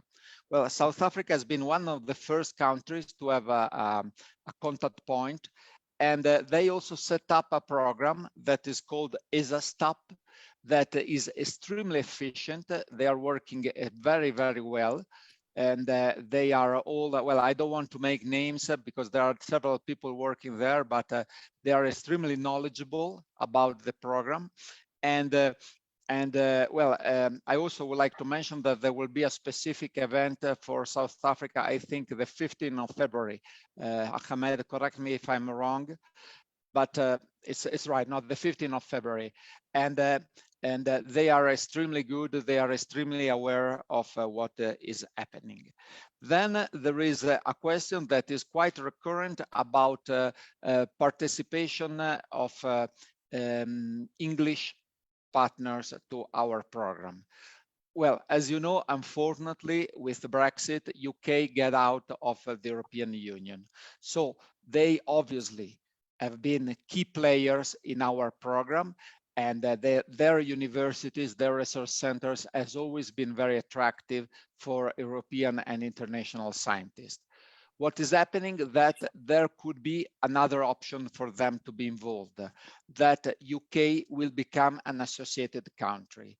Associated country, this means country that's putting money in the pot of the project, of the program, so for Horizon Europe, and at the same time, they can participate with equal rights of the other partners. This is the example, for example, of countries all over the world, like Israel, Norway, Morocco, and now we are increasing also the opportunities to what we considered partners at the same level, with a democratic system, with an IPR working system. So we are negotiating these opportunities also with countries like Japan, like Korea, Canada. Unfortunately, UK, that would be an ideal associated country, cannot enter because there is it's a political negotiations between the EU that want to negotiate a full package of issue with the English government, and the UK that want to participate to be involved in the program. So finally, what happened that the English government decided to put an amount of money to support the English partners that are participating to our program. So the English partners are supported by their government. What is happening? I was reading just a few minutes of English partners to the first calls of Horizon Europe decrease drastically. So technically, you can involve partners from UK, but everything is getting more complicated because they are supporting by their governments, and the rules are getting complicated. If I'm allowed to reply also concerning participation of partners not from Africa and not from Europe to this kind of topic of programs. Well, obviously you have to read carefully the objectives of the topic. If the participation is justified, there are no problems at all to have this kind of partners. I make a very simple example.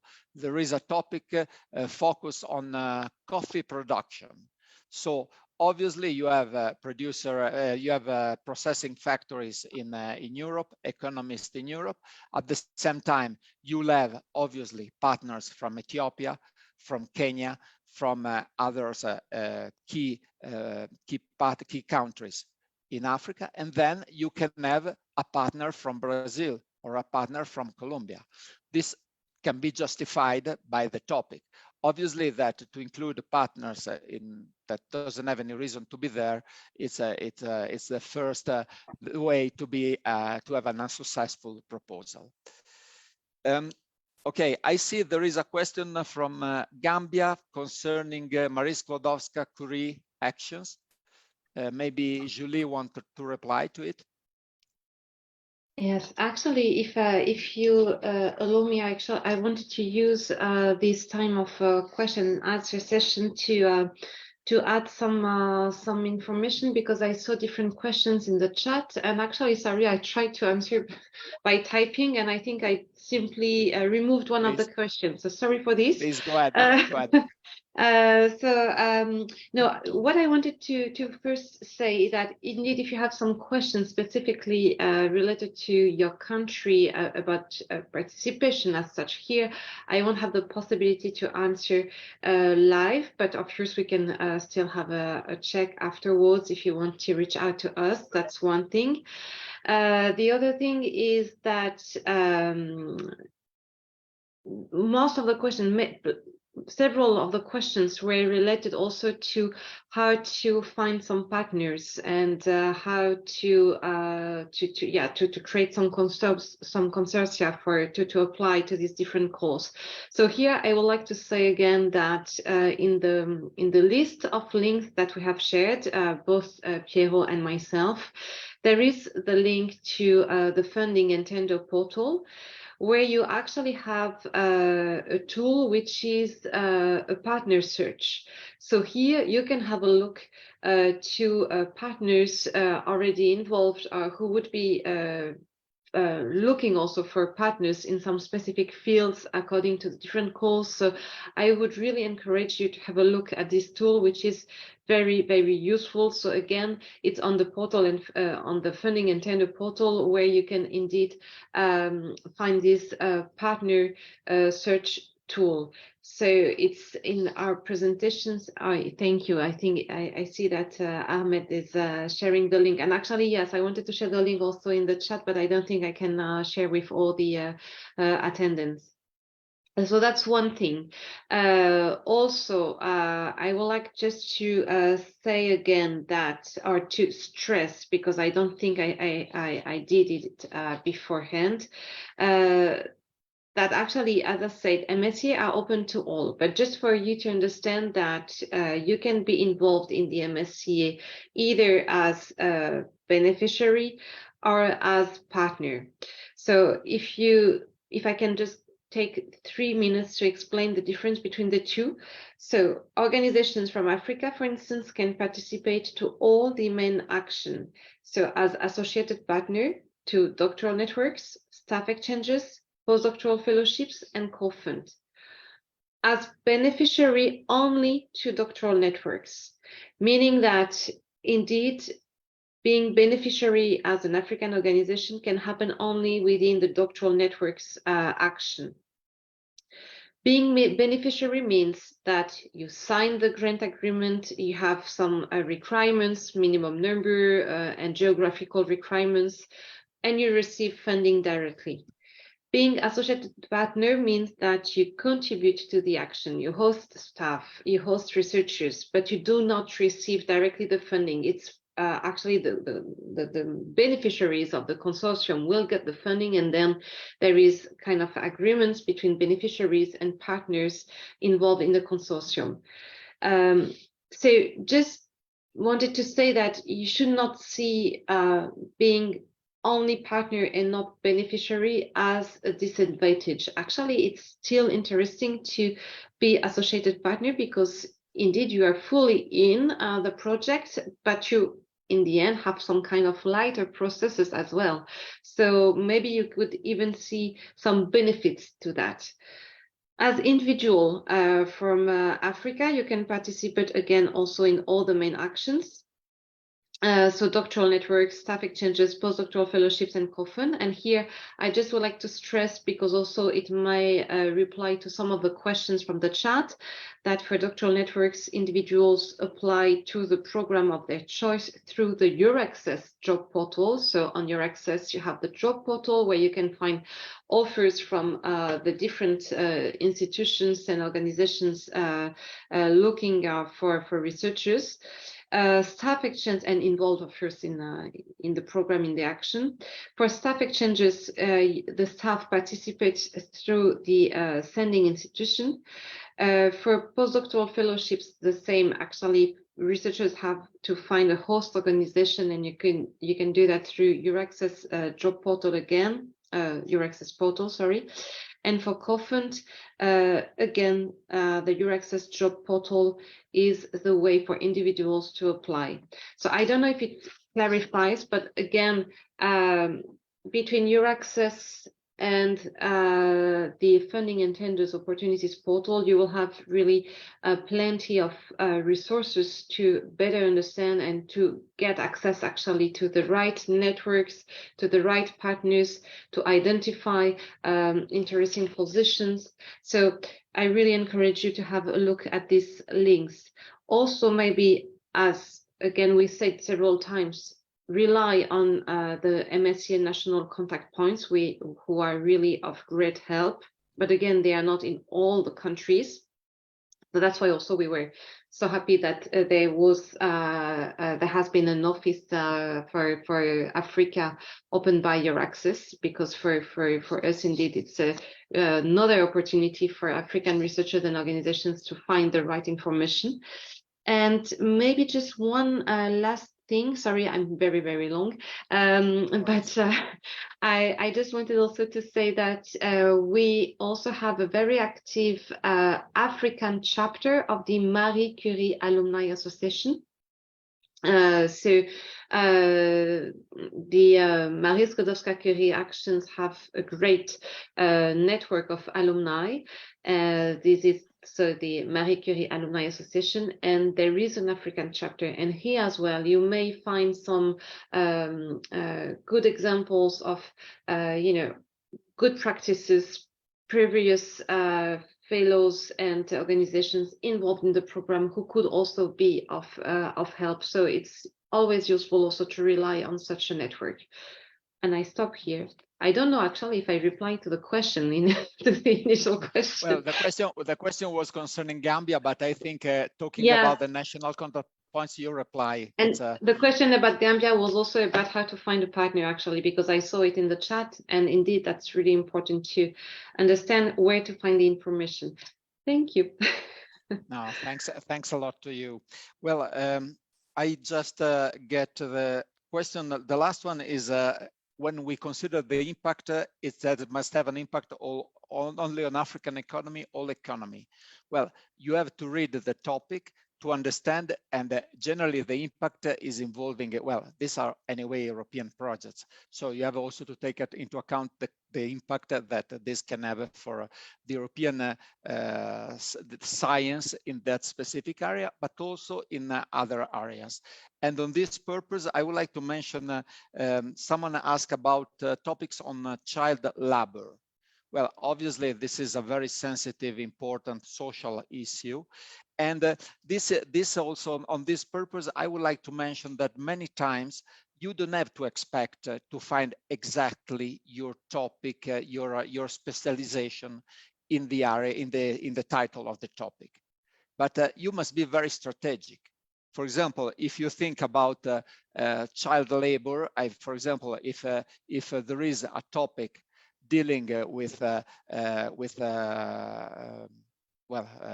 manual harvesting of some specific product for some area, obviously there can be a chapter, there can be a section of this proposal dealing with child labor, because we also always have to consider the economical, the social impact of our activities.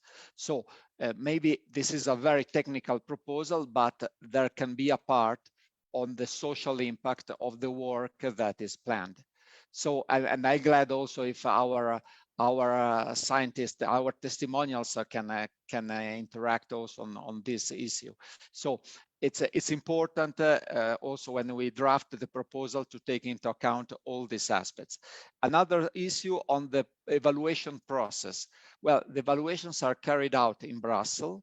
Nowadays, many of the evaluations are carried out virtually. There is a database of scientists, and all of you can also apply to be evaluators. This is a very rewarding experience because you really help to understand what the Commission is expecting from this. Obviously, we can have European and African evaluators. When we have this kind of topics where we expect an African participation, obviously we will have African evaluators. And in this case, we take a special care that there are not conflict of interest. This means that if the University of Makerere is involved in 2 projects to be evaluated, obviously we will not invite an evaluator from Makerere, but that's obvious. And I don't know if Manuel, Shan want to comment on this.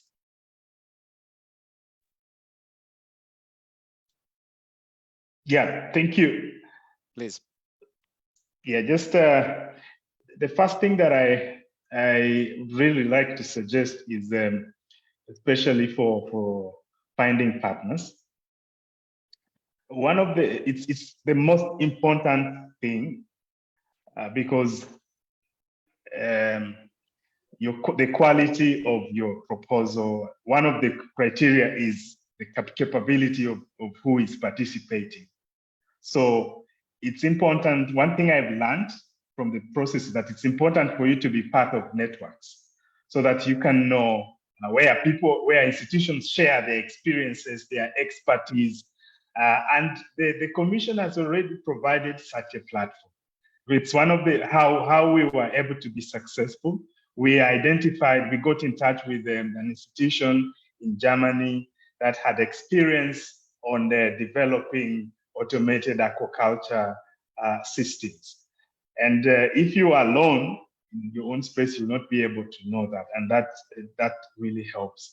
But also for institutions that may be new in this, my suggestion would be you start as a partner, participate in the project to learn, not as an applicant, because the best way to learn is to have the experience. And so maybe in the future, we would be able to participate. And that's what made us a bit successful, because the experienced partners, as Piero mentioned, that usually the European institutions have experience in running these. So they help us also to learn in the process. And I believe after 2 or 3 projects, we'll be able to submit an application after having put in place the systems and persons to support the process. Thanks, Emmanuel. Shem, you want to comment? Yeah, thanks. I wanted to comment on the evaluation.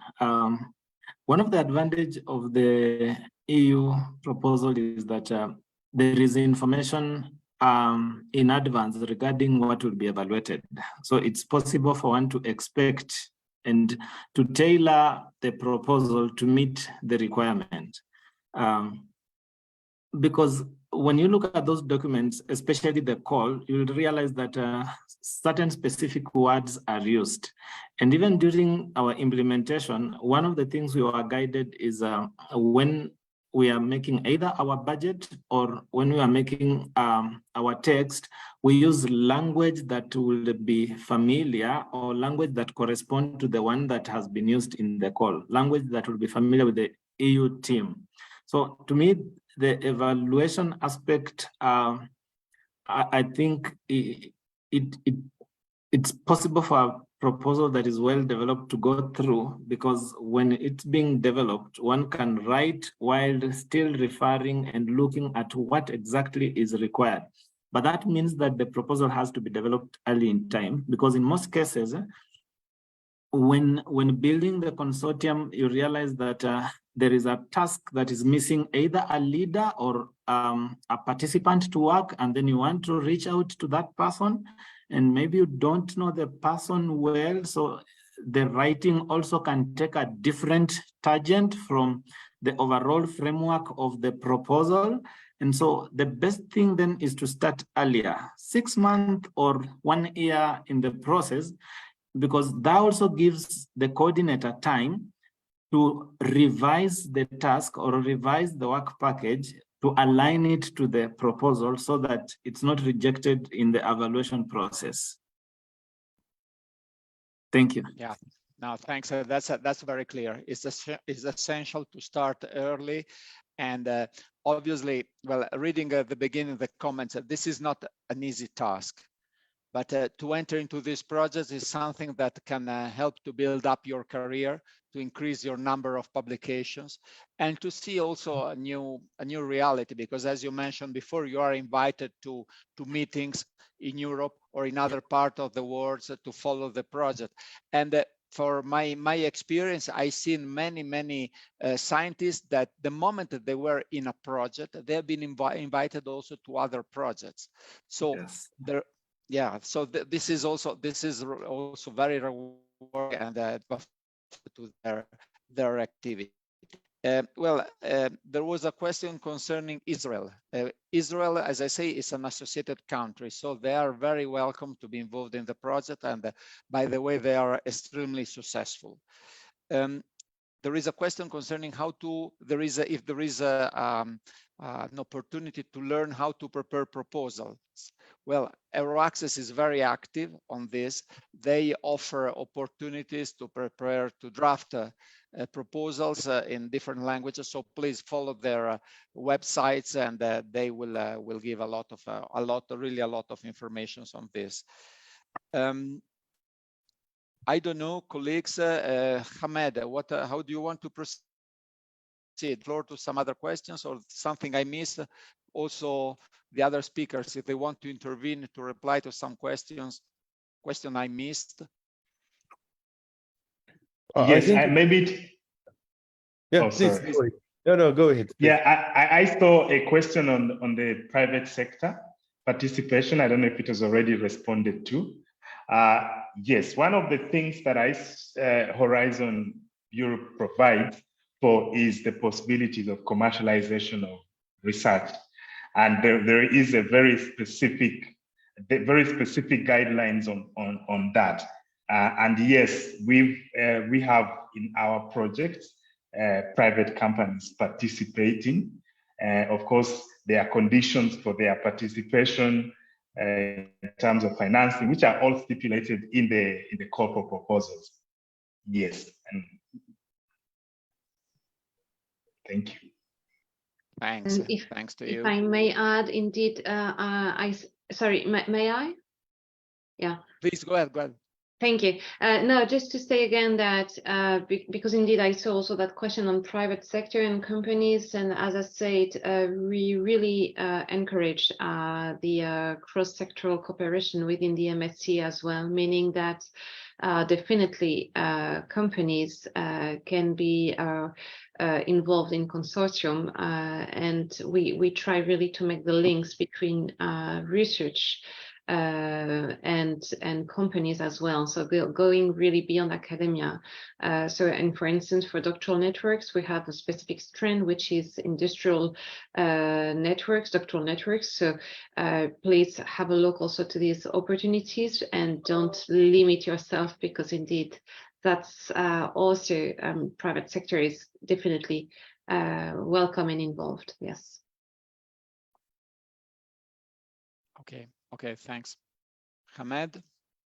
Okay, just to about EURAXESS Africa. So we will organize many online events and face-to-face events, and in these events we will try to so present an overview of all opportunities. But after that, we will organize practical workshops how to write a proposal in the pillar one.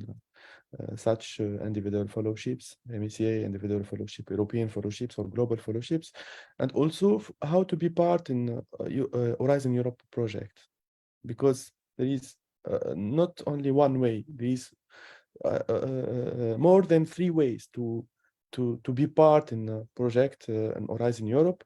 So we need to learn more about funding and tender opportunities. There is a portal we use, and all information, all useful information are there in this portal. So try to subscribe in our EURAXESS Africa, and we will invite you in order to be present with us and enhance participation of all African researchers in Horizon Europe project, and especially Africa Initiative too, because a partner from Africa are mandatory in this core topics. That's why.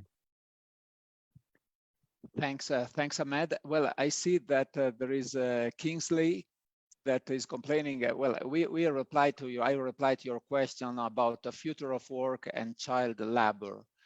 I mentioned you have to be very strategic. It's difficult for everyone to find a specific topic with the title exactly corresponding to your work, your specialty.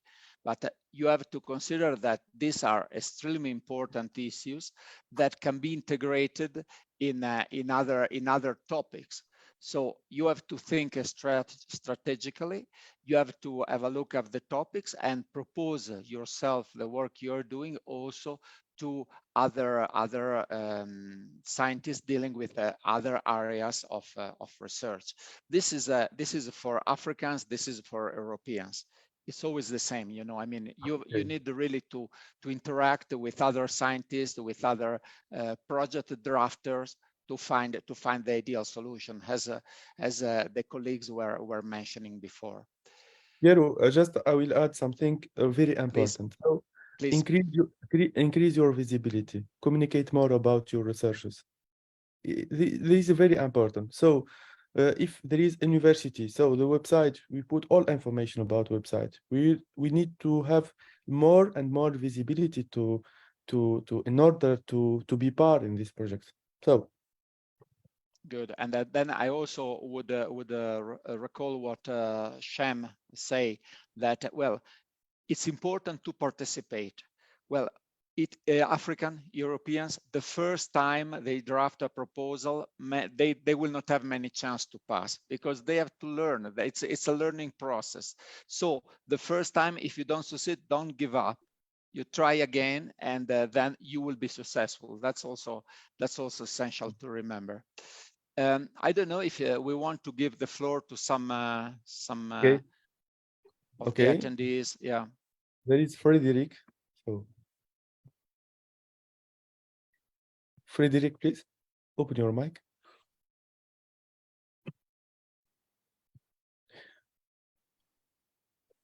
So another participant, there is Nora. Sorry, I lost you at some point.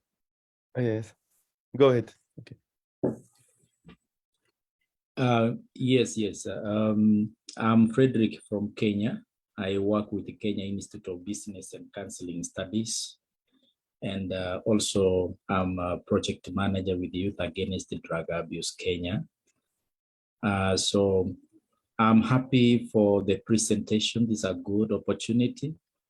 And I've been listening and was trying to find out how a private say institution comes in. But at least it was clarified that when I'm not able to come in, I can look for a partner, and then I partner with them. I show my interest. I realized that's a good also opportunity, a good option. But in case there is a private organization, let's say the Youth Against Drug Abuse is an NGO, if we wanted to partner directly and be given this opportunity, maybe that's what I wanted to understand, how maybe we come in if we were also to stand alone. Is it a must to partner with government organization, or a private organization can just initiate the process? It's okay. Okay. Well, someone want to reply? Yeah, I could mention something. So, one thing is the participation. One of the things that one may want to look at is the legal standing of the entity, because Yes. we had the previously a situation where a participant was not a legal entity in the country, and therefore during the submission, after participating in writing, the participant was left out. Participant continues, but as advisory. It is possible, not necessarily to go through government institutions.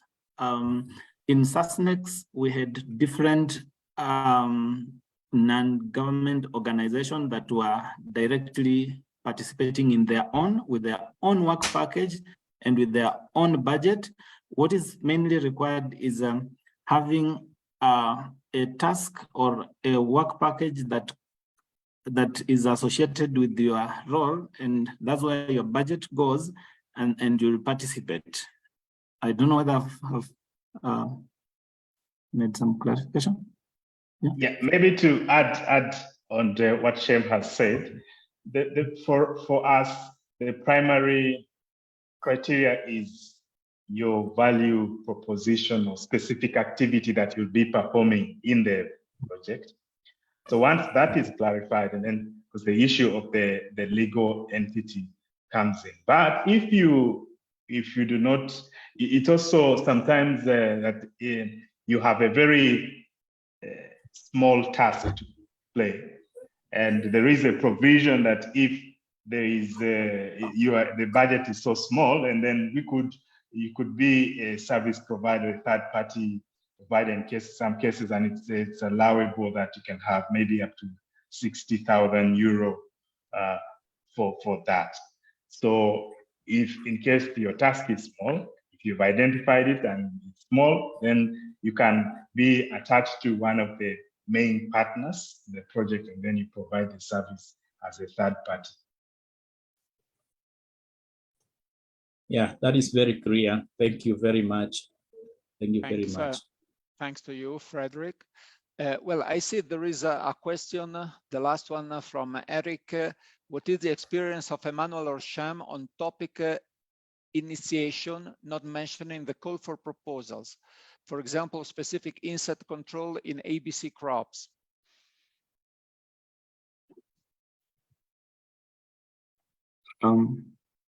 If I understand, he's asking if the topic is not in the call. Is that right? Yeah. Well, the topic is not the main subject of the call. So, my thinking is, if My experience is it may not be the main subject of the call, but can be part of the research that is happening, then that would be admissible.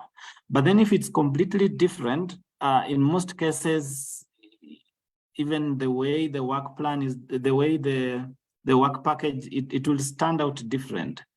Yeah, maybe to... Yeah. Mm-hmm. Oh, sorry for interrupting. Maybe I'll finish. Yeah, just talk, please. Yeah, our understanding is that first we respond to priorities that have been set out right from the political to the scientific level, which are included as part of the call for proposals.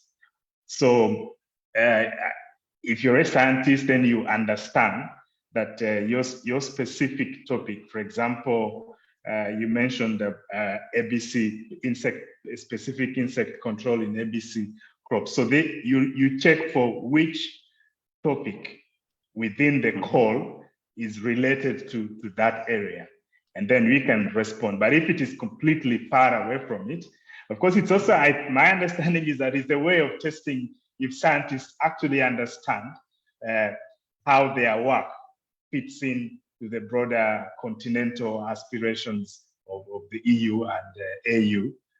Yeah, so it's one of the criteria for assessing if what you're proposing fits into that. So if it fits, yes, the reviewers will understand that it actually fits, and then you'll be able to, you'll get the funding. But if not, then they will say it's not relevant, it's not responding to the destination or the specific topic. Thank you. Thanks, Emmanuel.